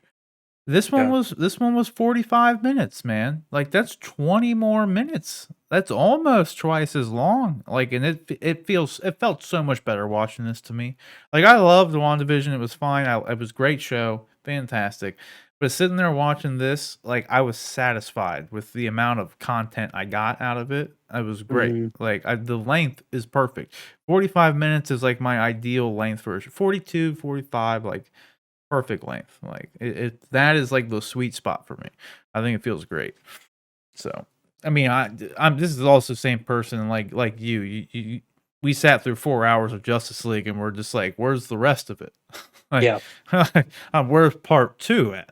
Like, yeah. so I don't know. Longer the better, obviously. That's what she said. Uh, but yeah, I was pleasantly it was I loved the episode and everything. Uh, it was honestly kind of like what I expected, but there were some things like the Bucky therapy. I didn't expect the heartstrings, you I was know? just gonna say, yeah, like Like, there were elements that were like I expected cool action scenes, which we obviously they opened with that, mhm. but I didn't expect so much of the like I expect they always do a great job with character development. So I don't know why I didn't expect that, but they did an even better job because like you mentioned, like we haven't gotten full backstories on these two characters yet. Yeah. I mean, we've got Winter Soldier, you have more so than Sam, but they're really fleshing out these characters now. It's great to see. Yeah. Yeah, for sure. Yeah, I liked it. I'm excited to see where the rest of it goes. Like, yeah, I don't know. I don't know. I can't I I don't know what I'm gonna do at the end of April when this series ends, and I do have to wait. Like I'll get through it. I know I will because I just made it through over a year 2020, yeah. without MCU stuff. Right. I think that first I mean, we went a week last week without an MCU thing, so it's gonna be like I'll be counting the days until Loki starts. I think after that, Yeah, but we're being I'm getting spoiled. ahead. Yeah, I'm getting ahead of myself. We've got five good weeks left. I'm pretty sure. So, Yeah. and That's thank the God we do though, because if we had gotten this and Justice League and then had nothing for 2 months, I would have been kind of going a little bit nutty. yeah.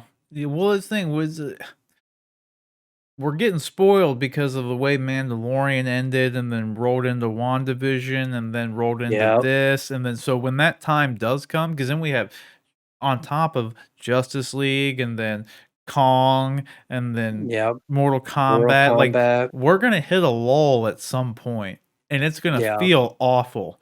But the lull is just gonna be like a month. And Yeah. we're still gonna be like starved for content.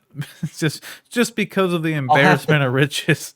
I'll have to mark that month down on my calendar so I can write down all the projects and stuff I'm supposed to be doing that I'm putting off to Yeah, consume for all this sure. right now and make a list so that I can do it during that month and try and get my responsibilities somewhat in check. No, that's just the month that we just dive into WoW, and that's all we do. Okay. Okay. We Good. just we'll just focus on that. Like, we get Yeah. all the Great. no, we need to get that done though too. Are you gonna Yep. we did you like that though? You wanna keep playing WoW? Yeah, no, it was fun. I liked it. We kind of blitzed that first opening area, so Oh I'm yeah, that's how it curious is. like what what more What there the is to game do. actually is? Yeah, Yeah. yeah. Yeah, the starting area very much is just like a Tutorial. tutorial, yeah, it Yep. really is, which is great though because like now you have a so much better of an understanding as to going into it than like we had when we Sure. started playing the game. Because back in the day, there were no add-ons, there was nothing, no quest helpers, nothing to tell you what to do. You just here you go, Yep. and just walk around. So that was fun. But you got anything else you want to add on Falcon Winter Soldier? No, just yeah. I mean, it's been a terrific past. Well, it was a terrific, 24-hour period It between was good. Justice League, sitting down to watch Justice League, and then when I wrapped up with Falcon and Winter Soldier. So Yeah, like I literally watched the Justice League and then it slipped my mind until the next morning that Falcon Winter Soldier was even coming out. I don't know how, but so I yeah, woke up and I was like, "Oh yeah, I get to watch Falcon and Winter Soldier." Like, and I was very that's happy awesome. about it. So it was very That's cool. awesome. Never happen again though. We're never gonna have a back to back like that like ever again. I feel like that was Yeah. very cool. Well, John, where can everybody find you online then? I'm over at Twitter and Instagram at Nightwing_K. Fantastic, and So you can. There you go, Court. you'll see my initial reactions to things like Justice League and Falcon and Winter Soldier. I think over there. So yeah, check that out. There it is, and also check us out every Friday on stream. We stream, we play video games. Like we just started playing WoW. It was John's first time. Well, I've been playing since the game came out, but it was John's first time playing WoW, so we're getting into that. Every Wednesday, we got collectible reviews go up. I believe this week will be the 40th anniversary Hot Toys Darth Vader review. That one will be live up on the channel. The most recent one was the Hot Toys Deathstroke that we brought up earlier. You can go take a look at that. It's a wonderful figure. Full reviews up there now. And then every Friday, along with just we do our initial reactions to, Falcon Winter Soldier or whatever big thing is. We normally have like a spoiler discussion about that. We get into some games, do some figure unboxings, and if I got something new in, everything like that. But elsewise, you can just follow me at Bifo. And then don't forget, you can submit topics and questions to the show by emailing us at honestanduneducated@gmail.com. That's honestanduneducated@gmail.com. But that will do it for us today, guys. Don't forget to like and subscribe and share and all that good stuff. But until next time, guys, take care.